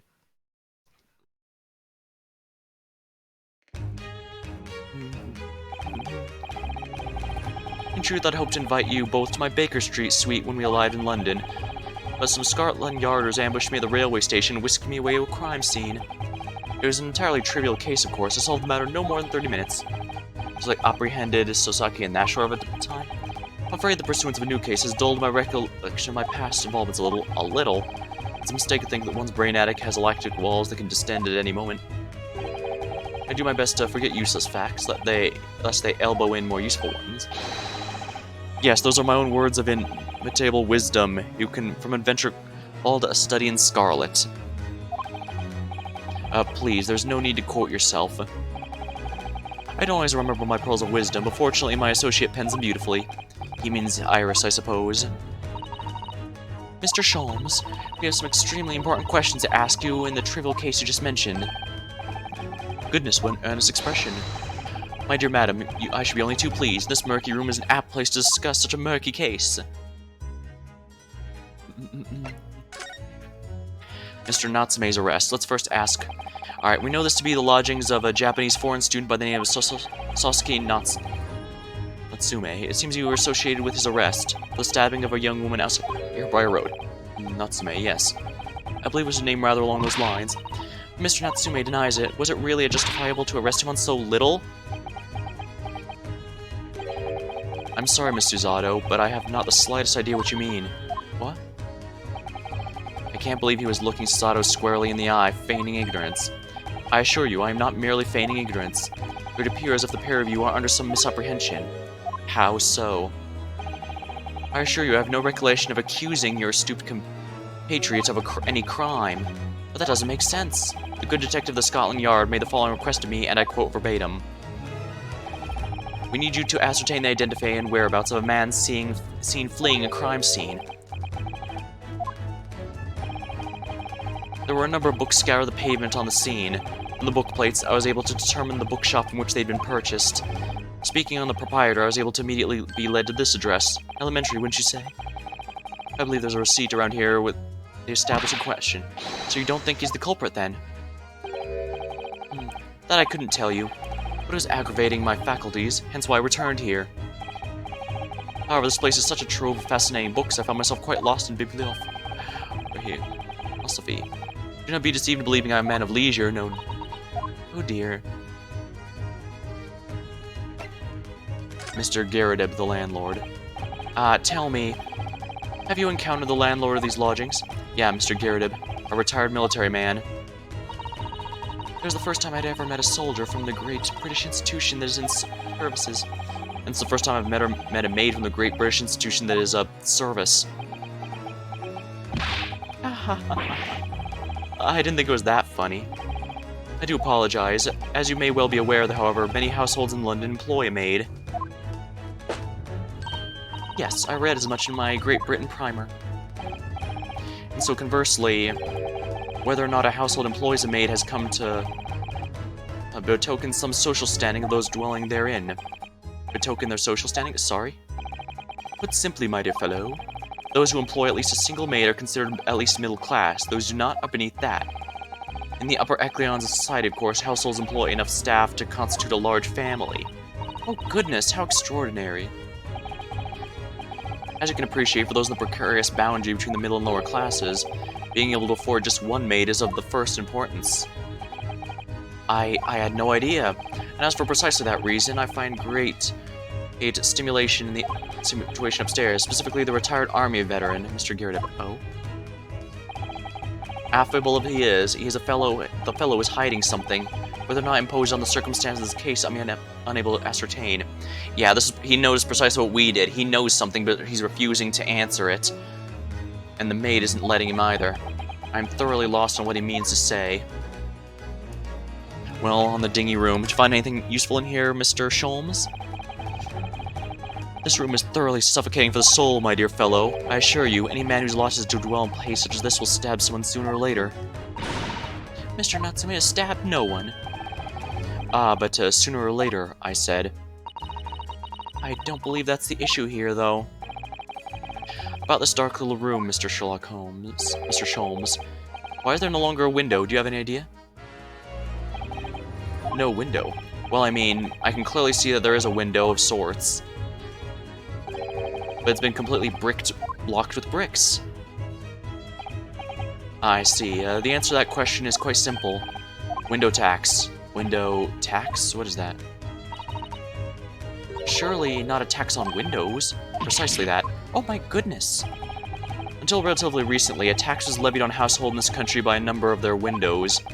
Those of lesser means, having inherited a sizable and costly family home perhaps, rapidly closed the windows up, with those in power by furnishing them with large sums of tax money. How awful and unjust, forcing people to live in rooms devoid of light. Indeed, disease was rife as a result. Some 40 years ago, or thereabouts, the window tax was abolished. But its legacy remains, as you can see, in squalid lodgings of these, for example. I suppose Mr. Natsume's strip end for living here in London isn't very generous, perhaps. It would appear so. I've done a little digging, and discovered that these lodgings were offered at an extraordinarily low price. Because the room is so awful, I would think. Apparently, Mr. Natsume only moved in here about 1 week ago. Yes, that's correct. However, I don't believe the low rent is explained by the shabby nature of the accommodation. You don't think so? Still, that is of little relevance here. A matter not worthy of too much further attention. Are you sure? Because I'm curious now.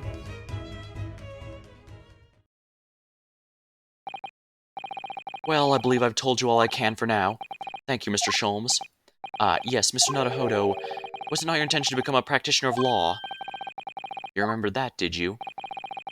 Will you perhaps be offering your services in this very matter, I wonder? The occupant of this room, Mr. Natsume, was it? I'm not sure. You're not sure? On what grounds? Well, I actually defended someone in court here only yesterday. Really? Well, then I congratulate you, sir, on an ambition realized, and so promptly, too. The thing is, it's really made me question things. Am I right to believe in my clients? To trust in their innocence? Yes, trust. Mr. Sholmes, Mr. Natsume didn't do it, did he? My dear fellow, I haven't the first idea. I thought that's why you were here. Didn't you come back to investigate? Ah, yes, that was indeed my initial intention. There's simply too many fascinating books here. I couldn't possibly ignore them. Oh, I see. Nevertheless, there are two facts I can state quite unequivocally. The man who fled the scene of the crime 2 days ago was the Japanese occupant of this room, and 2, there are witnesses who swear to having seen the same man commit the crime. That's all I can say for sure. Oh, and one more thing. What is it, Mr. Sholmes? Tell us. I cannot say with any certainty whether or not it's of any relevance to this case, but I'm quite sure. The retired army man who owns this property is hiding something. Mr. Garrett is. So Mr. Sholmes said as much before, didn't he? Yeah, and it was pretty obvious, too. Anyway, at present, that is really all the play is on my mind in relation to the case. Mr. Naruhodo, as yet our investigations have uncovered nothing that could establish Mr. Natsume's evidence. No, you're right. Perhaps it's time we probed a little deeper into Mr. Garrett's secret. Just remember, I cannot be sure whether the landlord's secret will prove to be of relevance to this case or not. But I wish you every success, of course, Mr. Naruhodo. A busy man indeed. He's gone back to his book in the corner of the room.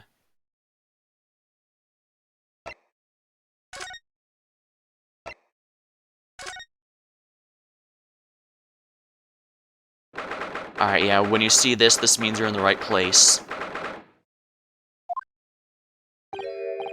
Ah, you Paragon. Tell me, was the detective chap, I forget his name, still hard at work down there? Mr. Herlock Sholmes. Yes, rings a vague bell. All the detective business is really my thing, I'm afraid. Well, Mr. Sholmes is in his element down there. Oh, jolly good show. Another cup of tea, if you please, Sean. Oh, is it supposed to be his head looks like a moon and hers looks like a sun or a flower? Now then, why don't you tell me? Ah! For the upteenth time, will you watch what you're bally well doing? I shall be serving dinner shortly, sir. Ah, yes, of course. Frightfully rude of me, but I'm afraid I shall have to ask you to take your leave, if you'd be so kind. Oh, yes, of course. We are deeply grateful for all your assistance. Not all do get much chance to talk with young foreigners like yourselves. It's been a pleasure. Best of luck and all that. Perhaps you could see yourselves out. According to Mr. Sholmes, Mr. Gerardub is hiding something. And since no other avenues open up just at the moment, perhaps we should do some digging.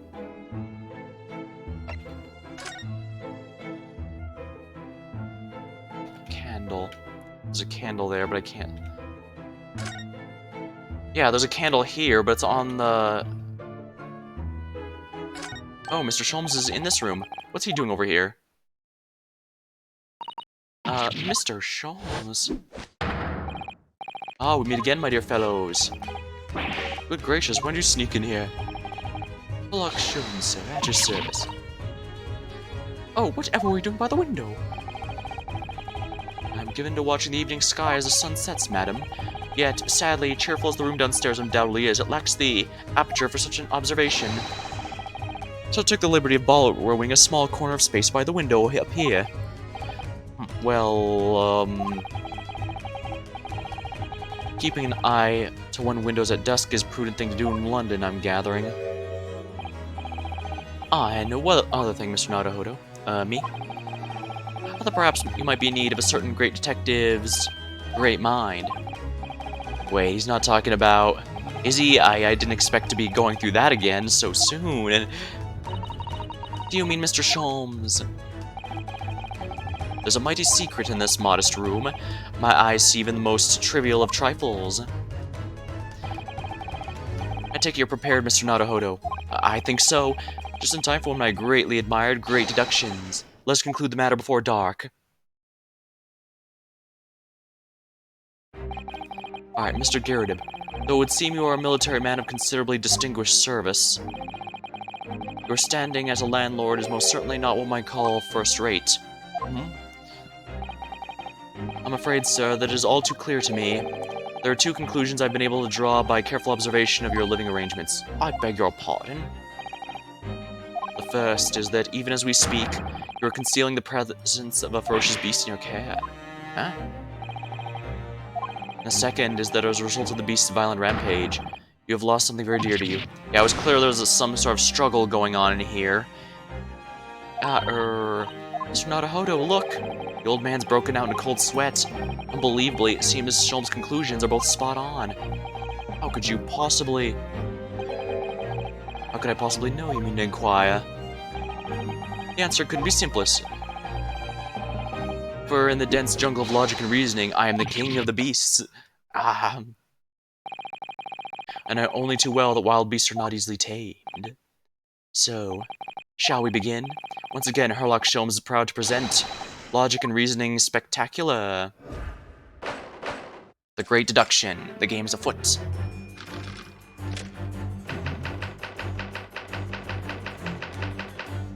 The nature of the beast. It certainly shouldn't take a great detective to see. The fearsome beast has been on the rampage of late within these four walls. Thus we are faced with the question, what form might this beast take? Ah, for a man with military breeding, your eyes are uncommonly candid. Your furtive glance leads us directly to the answer. The true nature of the beast has run rampant here as revealed by the lion statue. Yes, though an armed man, you appear unimposing at best. In fact, you've fueled your admiration for the mighty lion, the king beast. What's this, people ask you? In the end, your admiration became so great, in fact. You have a living, breathing specimen shipped from India. Would you try to keep in his very house? What? His face has been slapped. Yet living with such a wild beast proved more difficult than you imagined. The chilling traces of a wild rampage still very much evidence. Well.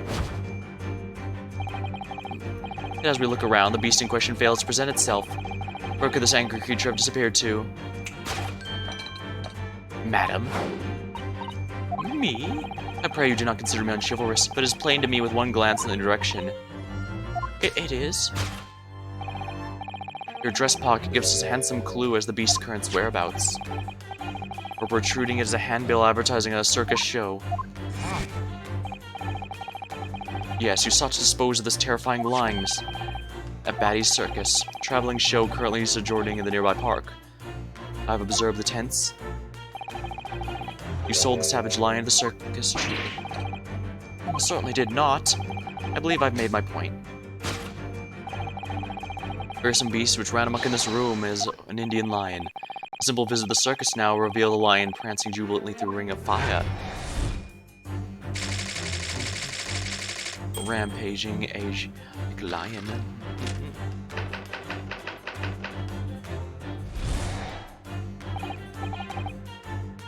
Now, Mr. Garrideb, it is plainly clear that you still have deep feelings for this formidable beast. Indeed, in that blithe pose, a distress this loss has caused you variably tangible. Your head weighs heavily on your shoulders, the pain feeling revealed by that supporting arm. Yeah, it's gonna be something on his face. Amid fits of tears, you let your beloved beast go. The strain of Louisism of deity was so clearly visible in your visage. Nonsense, man, I simply...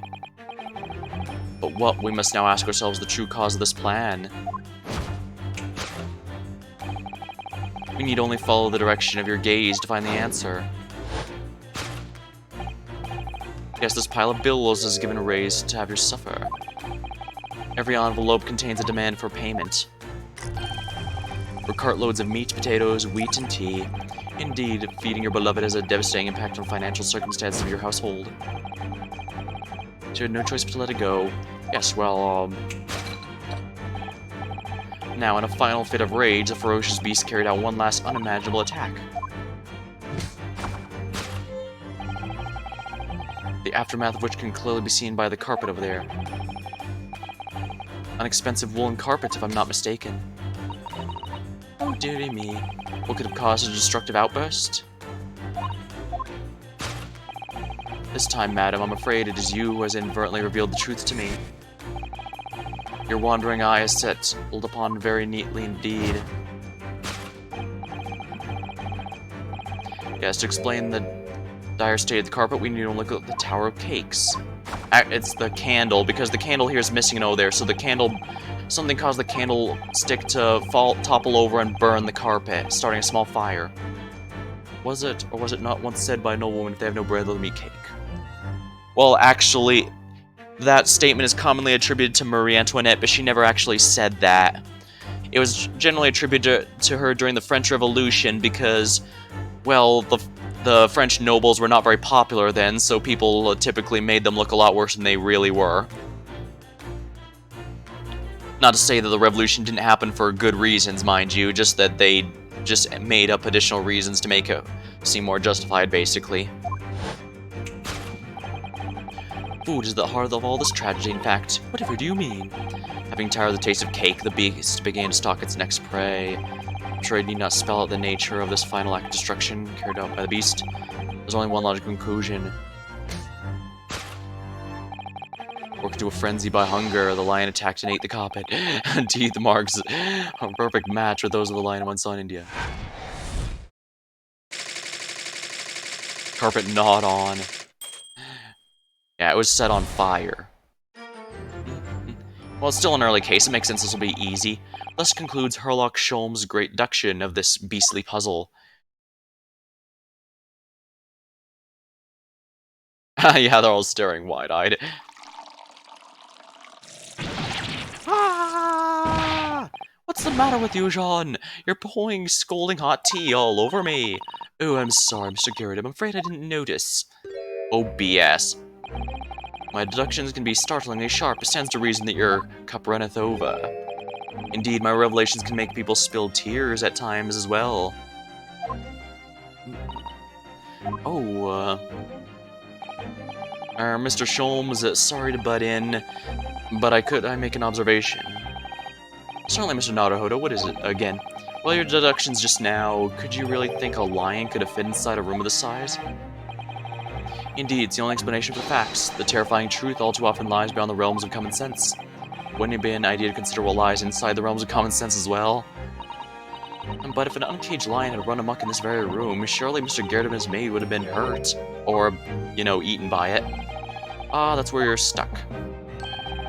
No doubt the former military man held his own against the beast using that large cannon. I thought you said they sold the lion at the circus. What about the food? Meat and potatoes are one thing. But I don't believe I've ever heard of a lion that drinks tea or eats cake. Ah, my dear Mrs. Otto, it occurs with me some regularity. That irrespective of race and breeding, whatever anyone lands on British soil, they're infused the highly appropriate taste for afternoon tea. Oh, what a glorious notion. Well then, Mr. Naruhodo, it's your turn to shine. I had a feeling this was coming. A slight massage, that's all Mr. Sholmes' deductions need. You can do it. Excellent, I've been waiting for my trusty partner in deduction to step forward, Mr. Naruhodo. We don't even know yet whether or not this is going to help with Mr. Natsume's case. Still, uncovering the truth is always worthwhile, whatever the motivation. At least that's what I want to believe. Let us start again, from the beginning, of Mr. Herlock Sholmes' logic and reasoning spectacular. Oh look, we have the katana now in our silhouette. Course correction, hold it, Mr. Sholmes.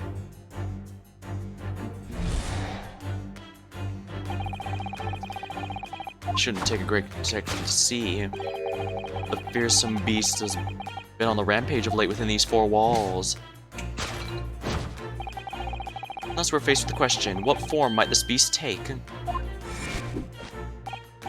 Ah, for a man with military breeding, your eyes are uncommonly candid. Your furtive glance leads us directly to the answer. The true nature of the beast that has run rampant here is revealed by that lion statue. Yeah, that's the wrong part. I really didn't see the lion coming. No, but if you observed his reaction, it rather does seem as though some beast did indeed run amok here in the room. Yeah, something of a very fierce nature. But it couldn't have been a lion transported from India. So what was it then? We must follow Mr. Garrett's gaze. That will lead us to the true answer.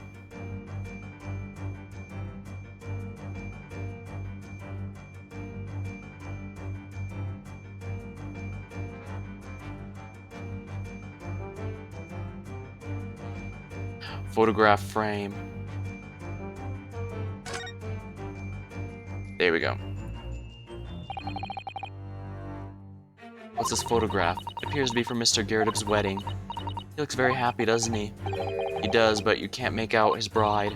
No, how unfortunate. Something must have struck the glass directly over the woman's face. I wonder what happened. Probably best not to delve too deeply there.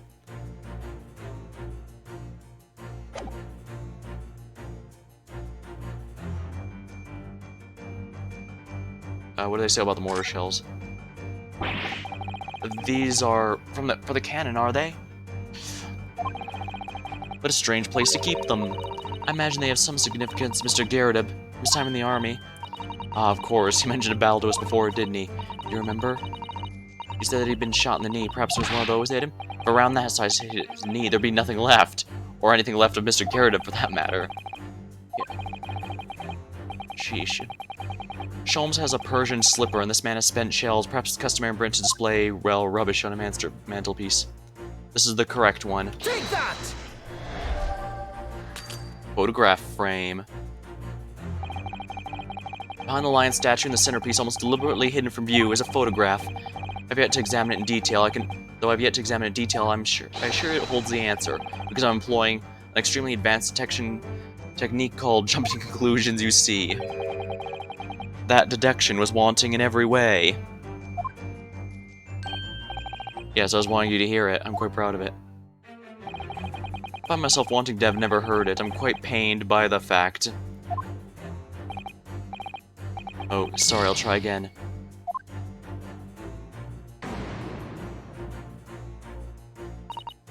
Well, what we know with some certainty is that a destructive creature was at work in this room, and Mr. Garrett had inadvertently looked in the direction of something that gives its identity away.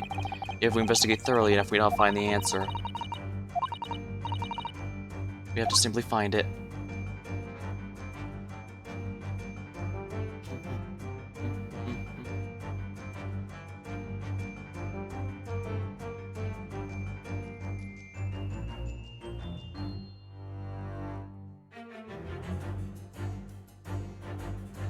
Take that!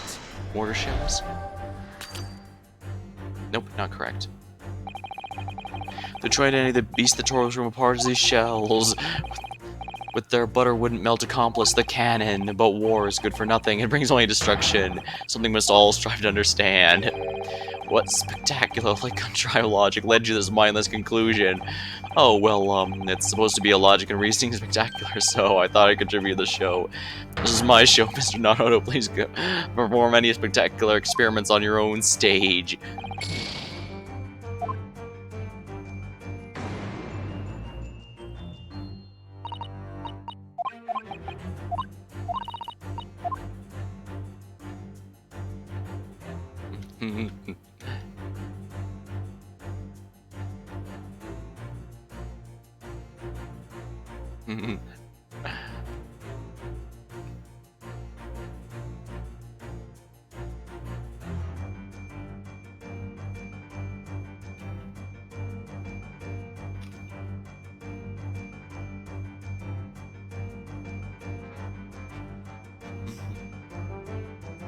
It's not letting me go up or down, only the sides.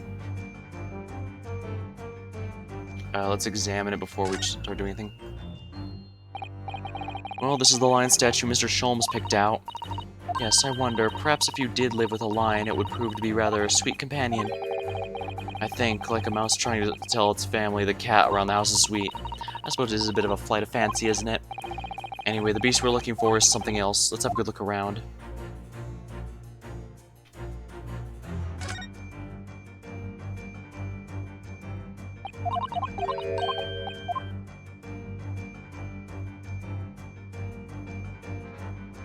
Oh, I see. I had to select the specific person. Mr. Garrett. This must have been when Mr. Garrett was still in the army. He seems to be carrying his rather stout bride effortlessly and beaming a smile at the same time. I suppose he was very strong in his younger years. Hard to imagine now. He's thin as a rake.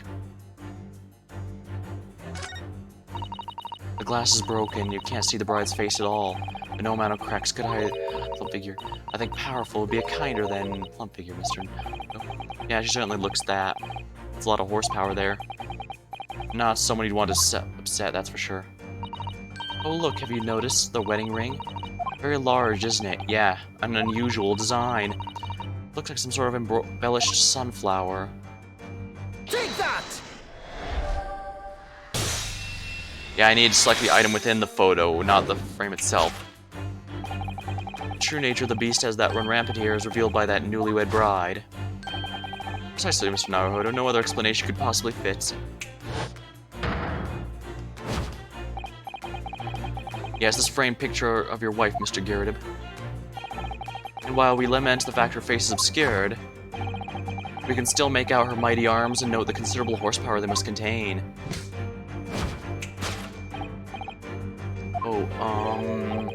Indeed, surely any woman of such powerful constitution would be honored to be described as a beast. Honored might be stretching a point.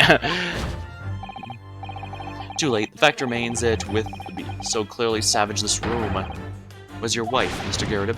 Ah. Chilling traces of a wild rampage are still very much in evidence. Well.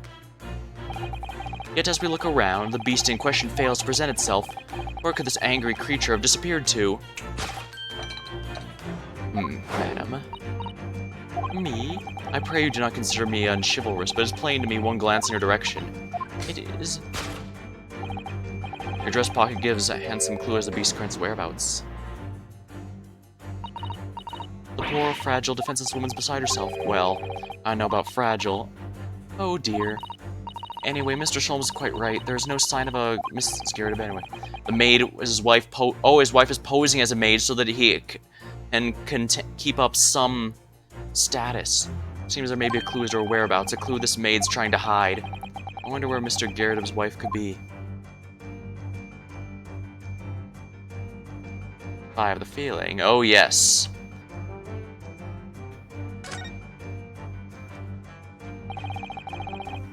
She's wearing a very large ring. Look. Oh, yes, a sunflower design with some rather nice embellishments. And it's on the ring finger of the left hand, which means it's surely a wedding ring. It looks like it's there for life, too. I can't imagine it would slide off the finger of that. That's something to think, Mr. Naruhodo. Not to say. Do you know Mr. Garrett's wife in the photograph had a ring like this one? That's a large sunflower design as well? Really? You have a great memory for these things. I think they made it a bit too obvious, honestly. I mean, the moment I saw that ring, I knew what had gone on. In fact, I think I figured it out even before then. But yeah, this is the truth. Take that! Wedding ring. Gives us the clue as to the beast's current whereabouts. Your wedding ring gives us a handsome clue as to the beast's current whereabouts. Ah! Indeed it does. That flower band gleaming on your finger gives you away. Exactly, it wasn't his maid at all, it was his wife posing as a maid. For it's identical to the one shown on the hand of Mr. Garrett's bride in this photographic print. In other words, you are no ordinary household maid. No. You are Mr. Garrett's lucky bride. You are Mrs. Garrett herself. Oh my. What?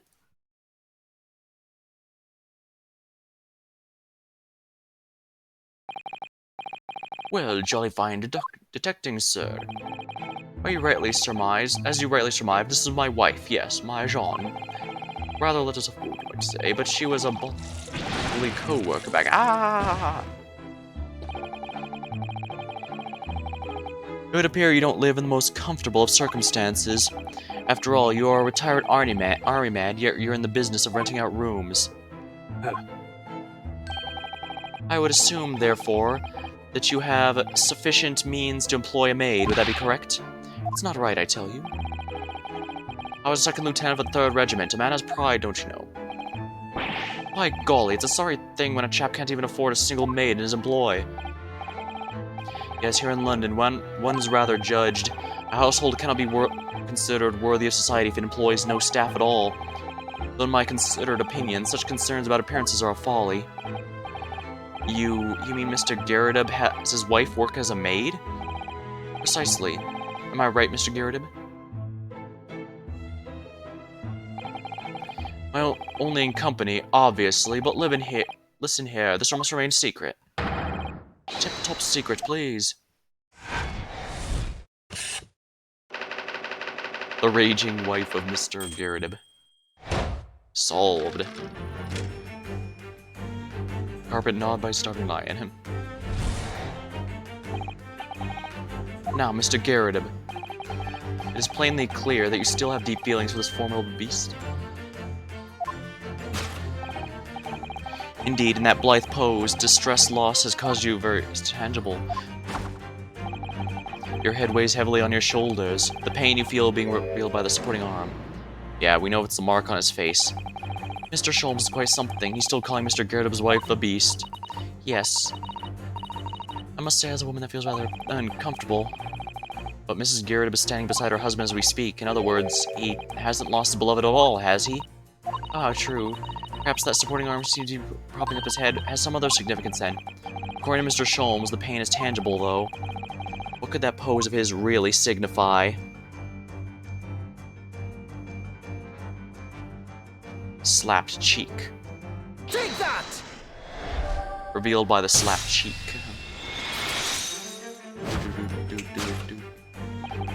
Your head weighs heavily on your shoulders, the pain of your you feel being revealed by the slapped cheek. And of course, the deliverer of that impressive mark on your cheek that refuses to fade was you, Madame Jean Ungaridib. Well, yes. You've been desperate to hide the slap mark on your face, sir. Ah!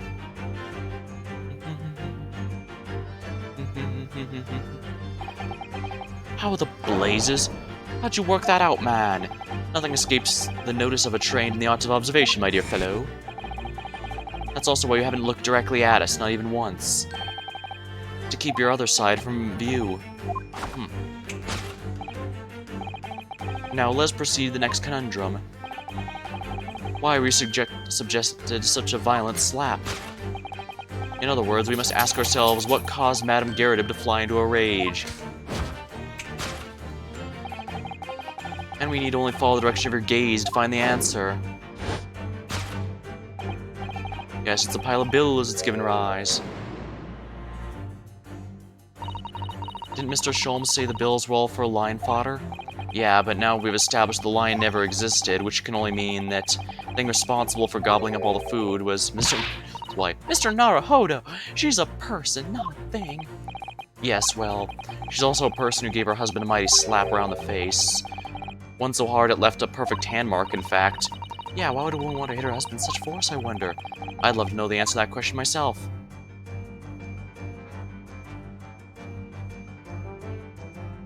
Mark. This seems like a worthwhile clue. Let's take a look. Ah, someone must be reading this book at the moment. There's a bookmark here, look. Mr. Garridib is clearly an avid reader. Oh, wait a minute. I don't think this is a bookmark. Oh, it isn't. It's a note. Written in a woman's hand. Oh, James, I love you, yours, Mary. And next the signature here. Lip marks, made with lipstick. Oh, what a passionate, romantic gesture. Don't get any ideas, Susato. Oh dear, I'm so sorry. So this bookmark's actually a love note, then. I see. Okay, so this is to introduce the fact that sometimes... Alright, so the picture frame was to introduce that I sometimes need to examine things multiple times to get enough detail... to get enough details for what I want, and this one here shows that I may need to examine something in order to make it relevant. I need to take a drink real quick. Give me just a moment, please.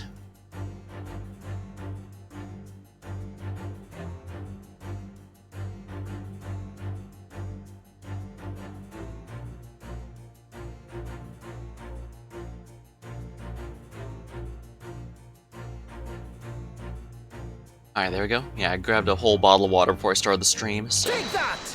These VNs can really take a lot out of me, depending on the amount of talking each one.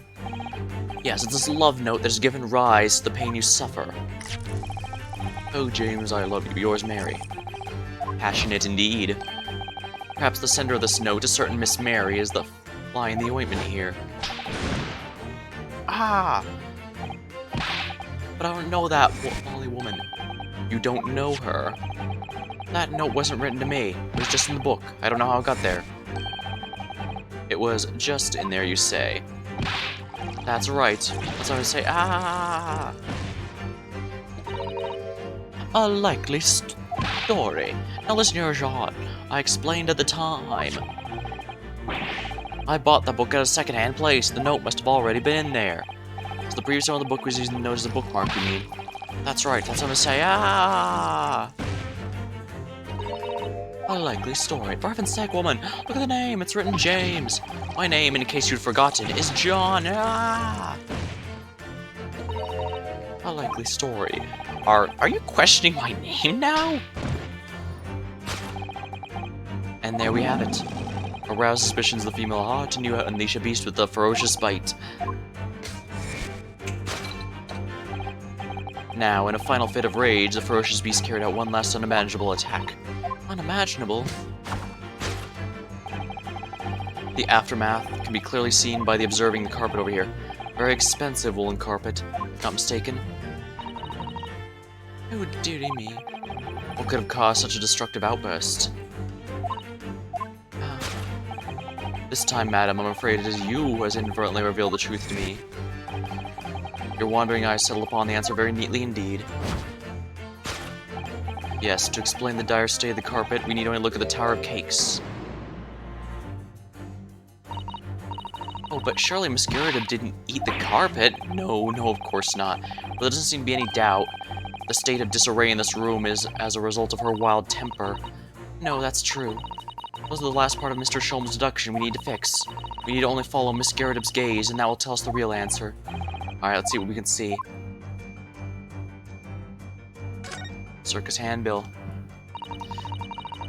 This is advertising handbill for the circus. Batty's Circus. And it's in a nearby park. Isn't the same as the one we saw earlier, the one that was folded up in Miss Garrett's pocket? Perhaps they're very great circus lovers. It couldn't be that Hungry Lion is somehow involved again here, could it? Oh dear, I do hope not. Ah, so many cakes. Ah, is that all you can think about? Well, look at them. There's a mountain of them. They all look delicious. It's more a tower than a mountain, I'd say. It's a mountain. I hope that one day our very homeland I'll be able to perform a tea ceremony at the top foot of such a mountain. It's definitely a tower.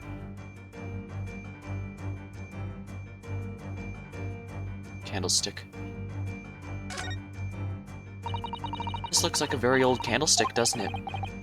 The base looks too small. Surely it's very unstable. Looks to me like in the slightest knock would make it topple over. Oh dear, that would be dangerous. Yeah, they really want to make sure they leave no one behind, but... Well, technically speaking, I could have just presented the candlestick without examining it like this. There's one candle missing. Yeah, I didn't notice that before. Why is that, I wonder? Why is one candle of the 3 missing from its holder?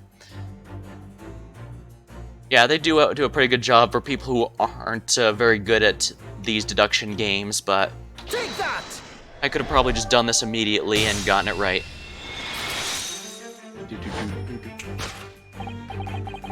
Yes, to explain the dire state of the carpet, we need only look at the candlestick. Most illuminating, my dear fellow. And of course, the only possible way out of this logical labyrinth. Yes, the remnants of ferocious attack in which the carpet was devoured are clearly visible. Devoured by flames, that is. Indeed they are. The scorch marks at the edge clearly give the truth away. Scorch marks? It appears this room was the scene of a little altercation. Miss Garrett's mighty arm muscles left an impression not only on her husband's face, but on the entire room. The force of her strike caused a candle to fall from the holder. And in seconds, the carpet was alight. The whole corner of the room is in flames. Yes, For the most ferocious beast in the world is neither a violent lion nor a vengeful woman, but fire. And in this room, the ferocious beast bared its claws and ran amok. Eloquently put, my dear fellow. As you can see, there's but one conclusion here.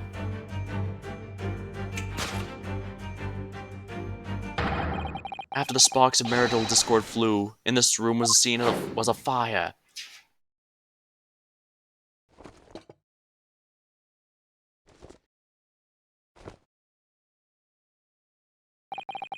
Mr. Sholmes, sir. I salute you. And now she's carrying him. Carpet scorched by a small fire.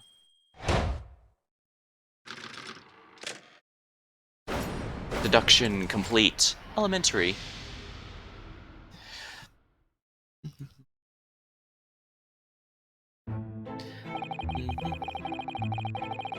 It's these long winter nights, you know, nothing to do but read in front of a fire. Lucky there's a jolly good second-hand bookstore around the corner. Buy all my old novels there. In the pages of one particular novel, you discovered some rather illicit material, for which your wife admonished you harshly, it seems. I don't know about admonished. Demolished might be closer to the mark. A beast most certainly apt to Here we go again. And the carpet, what was destroyed by the fire when the candle fell? Afraid to say happened in the blink of an eye, you know. The whole place filled with smoke. Couldn't see a bally thing. I was caught between the old stick's range and the raging flames. Oh, I thought you referred to the candlestick. But, yeah. No. You painted torrid pictures, sir. One would Most entertaining. That's sympathy for you. Didn't take long for the fire to spread, of course. All the furniture started going up as well. We had to hide the mess behind that screen for the time being. Over there. Well, you have nothing more to hide now, if you'll allow me.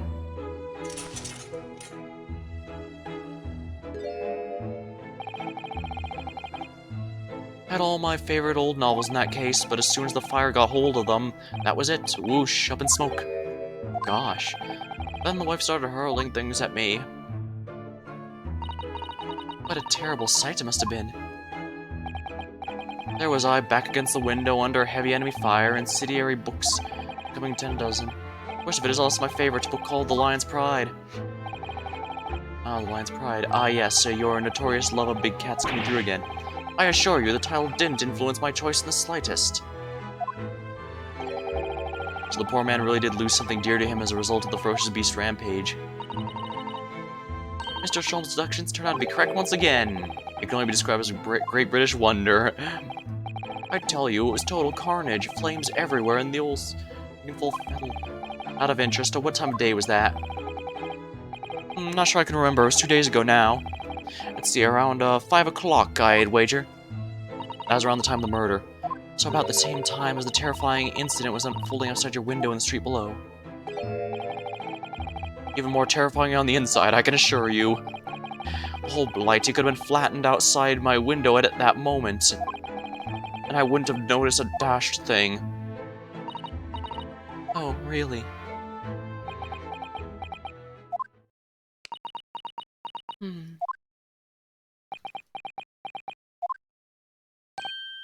Mr. Sholmes? Yes, Mr. Naruhodo, what can I do for you?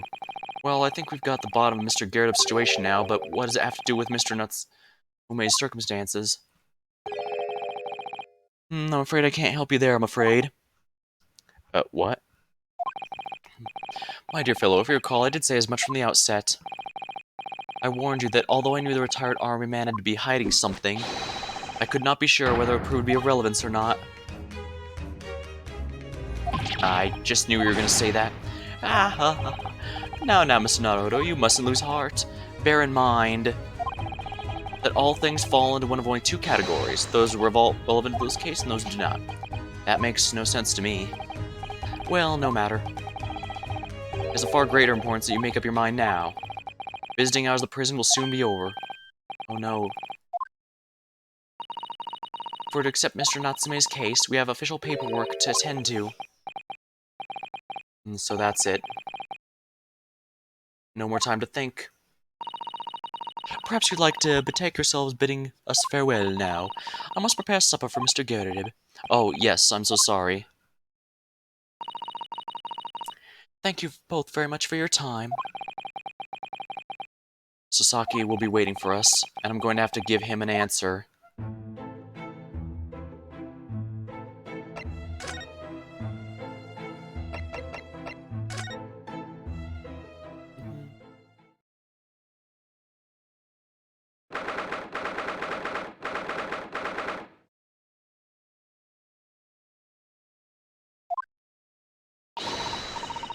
Well, Miss Naruhodo, we must hurry back to the prison.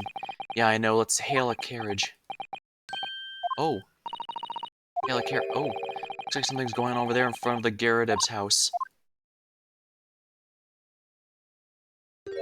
What? I know thee not, old man. Fall to thy prayers. Oh, you call on man, you rumlook, and print me. Wait, what? There are more things in heaven and earth, Horatio, than are dreamt of in your philosophy. Who is this Horatio fellow? What are you on about? Excuse me, what the? Who are you now? I'm sorry, it just looked as though there might be some problem here. My associate here, Mr. Renosuke, is a lawyer, see. Oh, a lawyer, eh? What? If I can be any assistance, I'd be happy to help. I'm from Japan, but I have studied English law. Ah, fine, I'll be on my way for today. What you mark my words? This ain't over yet. And get thee to a nunnery. Do I look like a bloomin' nun to you? I guess he does. I do hope you're not injured. Oh, fair Eastern maiden, thou art so gentle. Thank you. What was that all about? There are more things in heaven and earth, Horatio, than thou dreamt of in your philosophy. That's obviously a quote. I'm not Horatio either. Forgive the inquiry, sir, but are you a lodger here? In the garret of residence? Oh, fair Eastern maiden, that thou art so Yes, I do dwell within this humble abode. Mr. Garrett mentioned that he had another lodger, didn't he? This must be that man. Do you happen to know the other lodger who lives on the first floor? Ah, yes, a gentleman named Natsume. Oh, more worthy a polemist in my battle words ne'er could there ever be. I'm sorry, battle, you say? Who's stronger, Hamlet or Macbeth? Natsume and I sparred long into the night. Oh crap, they had a nerd fight all night long over whether Hamlet or Macbeth was better. I see. I don't fully understand, but it seems Mr. Natsume and the gentleman here are acquaintances, at least. So, fair maiden. The way his mouth is animating is, I don't know, something about it seems off. I get he's supposed to be an over-the-top character, though. So, fair maiden, good gentleman, I can tarry here no longer. Fare thee well. I didn't really understand him, but I think he's returned to his room. Seems he's unaware of what happened to Mr. Natsume, so he can't really help us. With Sasaki and the man as lodgers, the Gyarados house is certainly full of eccentrics. Anyway, I'll go and find a carriage. Yes, I'm sure Mr. Natsume is eagerly waiting our return. Let's hope we can get to the prison before visiting hours are over.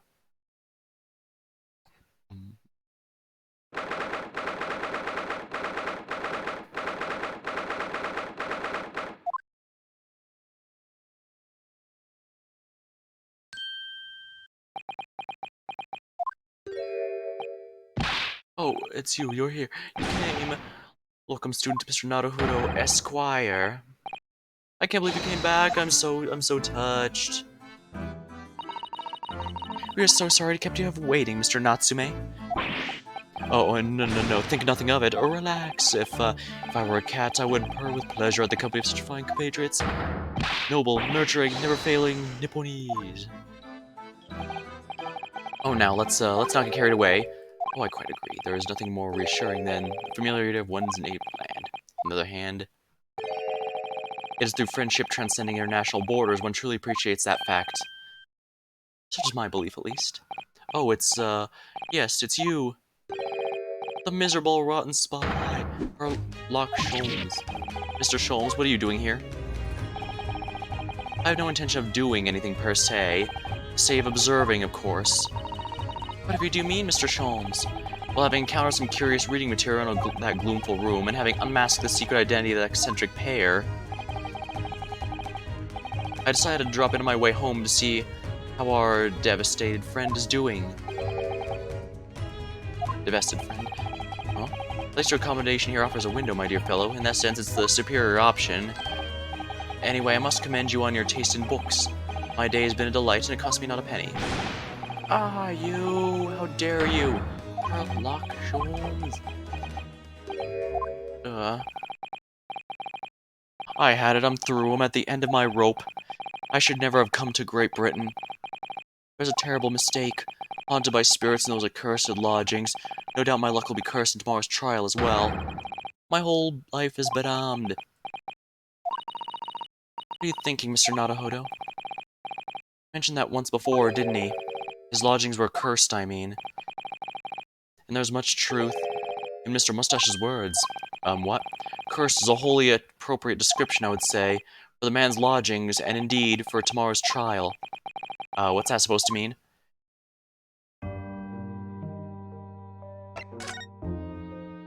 Cursed trial. Mr. Natsume, what do you mean by what you said just now? About the trial tomorrow being cursed? Oh, no, why? Why you look so grave? You're making me nervous. I'm just getting carried away, that's all. I didn't mean anything by it. Oh, see, that's really agitated him. You don't mean the trial really is cursed somehow? Are you referring to the prosecutor, the Reaper of the Bailey? The Reaper? Oh no, what do you mean? Please tell me, summarize succinctly, in 16 salient words. No defendant has ever survived a trial in which the Reaper stands for the prosecution. Ever. Oh my goodness, could it really be true? That was 16 words exactly! Yesterday, Mr. Naohodo successfully defended someone against the Reaper. But after the trial was over, the defendant was passed away in unusual circumstances, Mr. McGill did. What?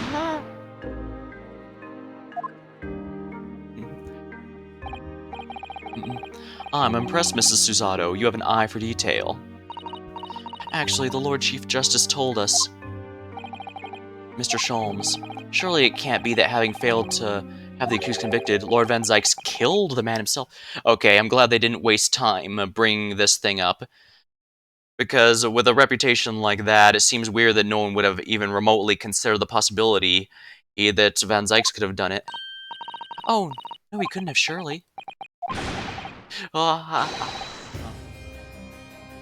You have such wondrous notions.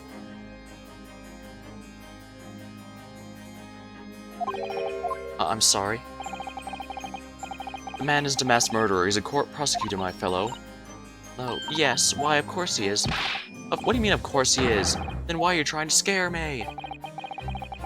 It could be said, however, the real truth behind the man is even more terrifying than our hypothesis. What on earth do you mean by that?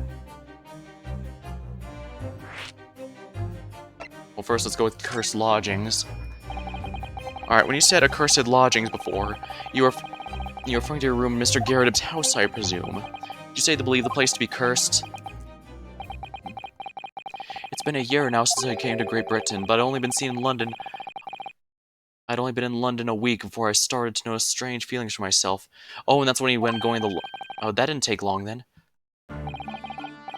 Everywhere I looked, there were foreign faces staring at me, laughing behind my back. I was sure people were talking about me. I started to become nervous by going outside. They were all staring at me all the time, from dawn till dusk, so I shut myself away in my room. But even that didn't help. The fear wouldn't go away. It must have been very lonely, having been away from your homeland such a long time. I've had to move a number of times, most recently to the room in Briar Road, a week ago now. Yes, why did you choose there? It seems a little, inconvenient. The rent is cheap, I have so little money, it appealed to me straight away. Of course, I asked why it was so affordable. Landlord just simpered and said, the room is cursed. Oops. He quickly tried to cover his mistake, but that was too late. So I told him, if you have something to say, then say it. But if not, don't mention it here in the first place. Yeah, well said. But it was true. It was all true. You mean, the room really is cursed, then? Ever since I moved into that windowless hellhole, my sleep has been plagued with nightmares. I feel awake as though I'm being choked to death. In my waking hours, people are stabbed in front of me as I walk down the street. I'm branded a killer, thrown in prison, nobody wants to know me. I'm surrounded by sinister spirits. There was only one person, just one person by my side. Can no one find it in his or her heart to believe in me? No one at all? To believe, yes, to believe. Okay, so that's why here. Alright, interesting. So that's why we had to start out the way it is. We start with Naruhodo as the defense, as the defendant, largely because that's an easy way to get a good trial going. You have personal stakes, you have a reason to go all out, big threat established, all that.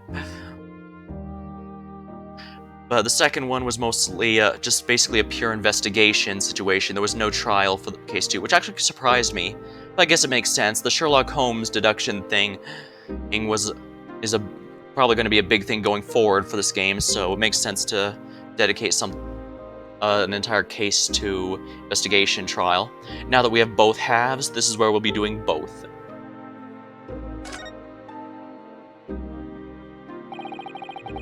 Van Zykes is quite an exceptional man. However, in London courts of law, exceptional does not equate to winning every case without exception. Ah, that's good. Sasaki-san looks like he's about to cry tears of joy. As you are no doubt aware, in a British criminal trial, there's both the judge and jury.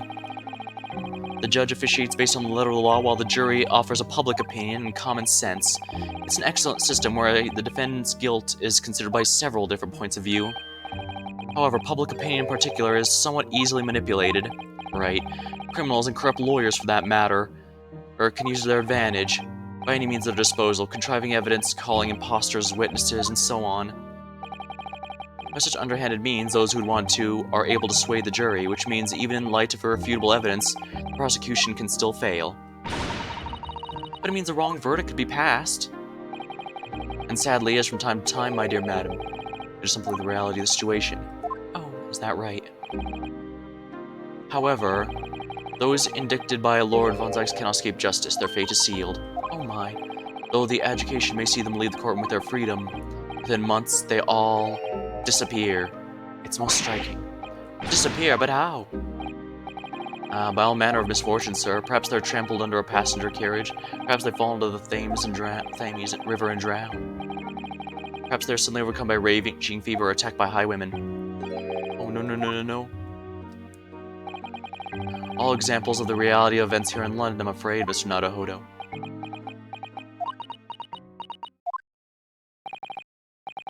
I knew it. I'm a dead dodo, done for, doomed.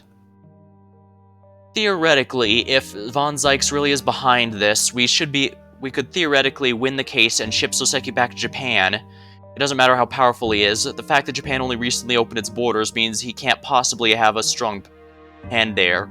Or if Soseki does die, then that means somehow he did get his hand long enough to stretch into Japan somehow.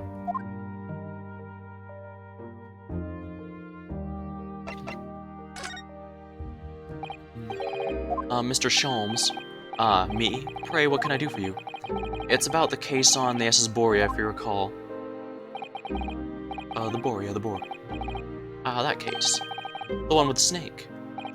Well, yes, but at that time I was the suspect, but you believed and listened to my side of the story, didn't you? And you helped us to investigate. I did I? Interesting. What I want to know is why. Why would you believe in me? CS, you mean...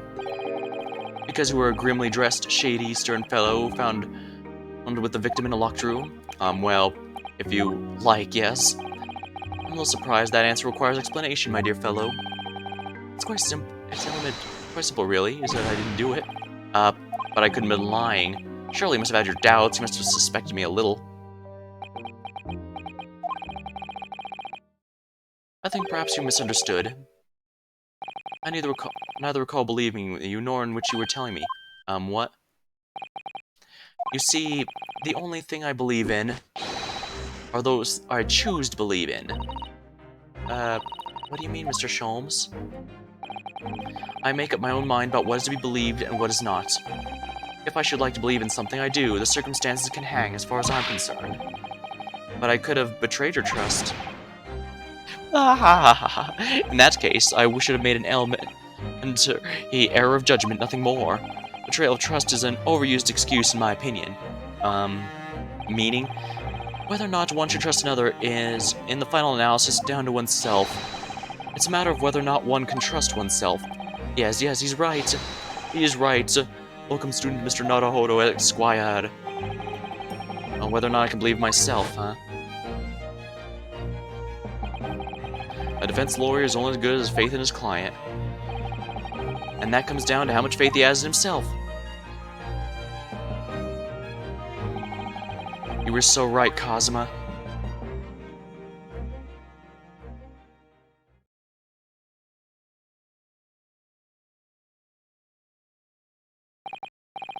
Well, my dear fellows, it's time we were leaving, I believe. Already? Visiting hours are over. The guard will be here shortly to escort us out. There's a restaurant near here that serves excellent trout. Would you care to join me? Oh dear, there's never enough time, is there?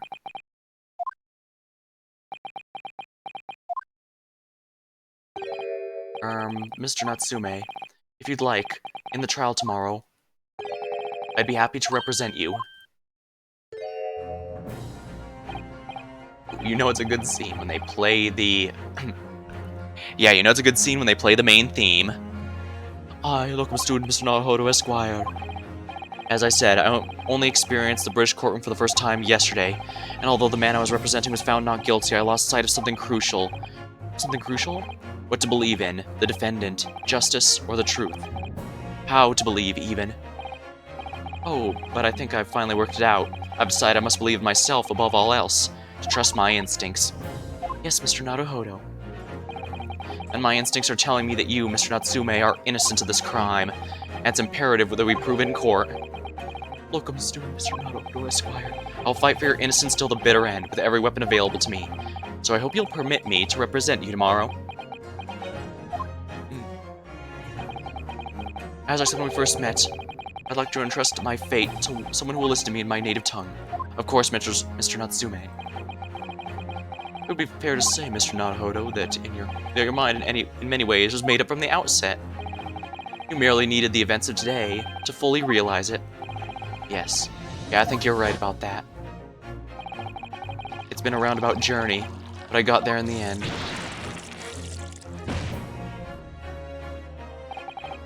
Mr. Zato. Yes? Would you be willing to stand by my side tomorrow and help me in court? Absolutely. As I said this morning, you may consider me your personal judicial assistant. The shocking events of yesterday's trial still weigh heavily on my mind, but it's time to stop looking backwards. Cosma believed in me, and Mr. Sholmes believes in me now, too. So it is time. Time that I learn to believe in myself. So Seki-san has no one, he's all alone, so it's my job to help him, to fight in his corner. Tomorrow in the courtroom, with all the strength I can muster.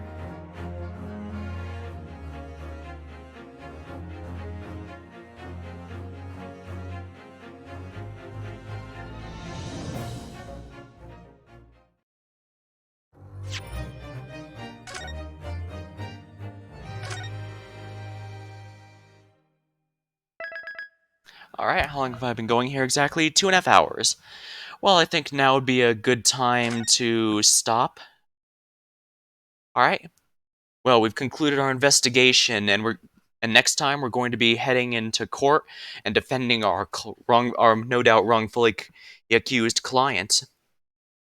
And perhaps we might even get some answers as to why Von Zykes would go for what is technically an assault case, so rather than the usual heavy-duty murder case. And we'll see if we can't protect our client from the curse. Or, worst case scenario, find out if Von Zykes' hand can somehow extend all the way into Japan. But until next time, thank you for watching, hope you had a good time, and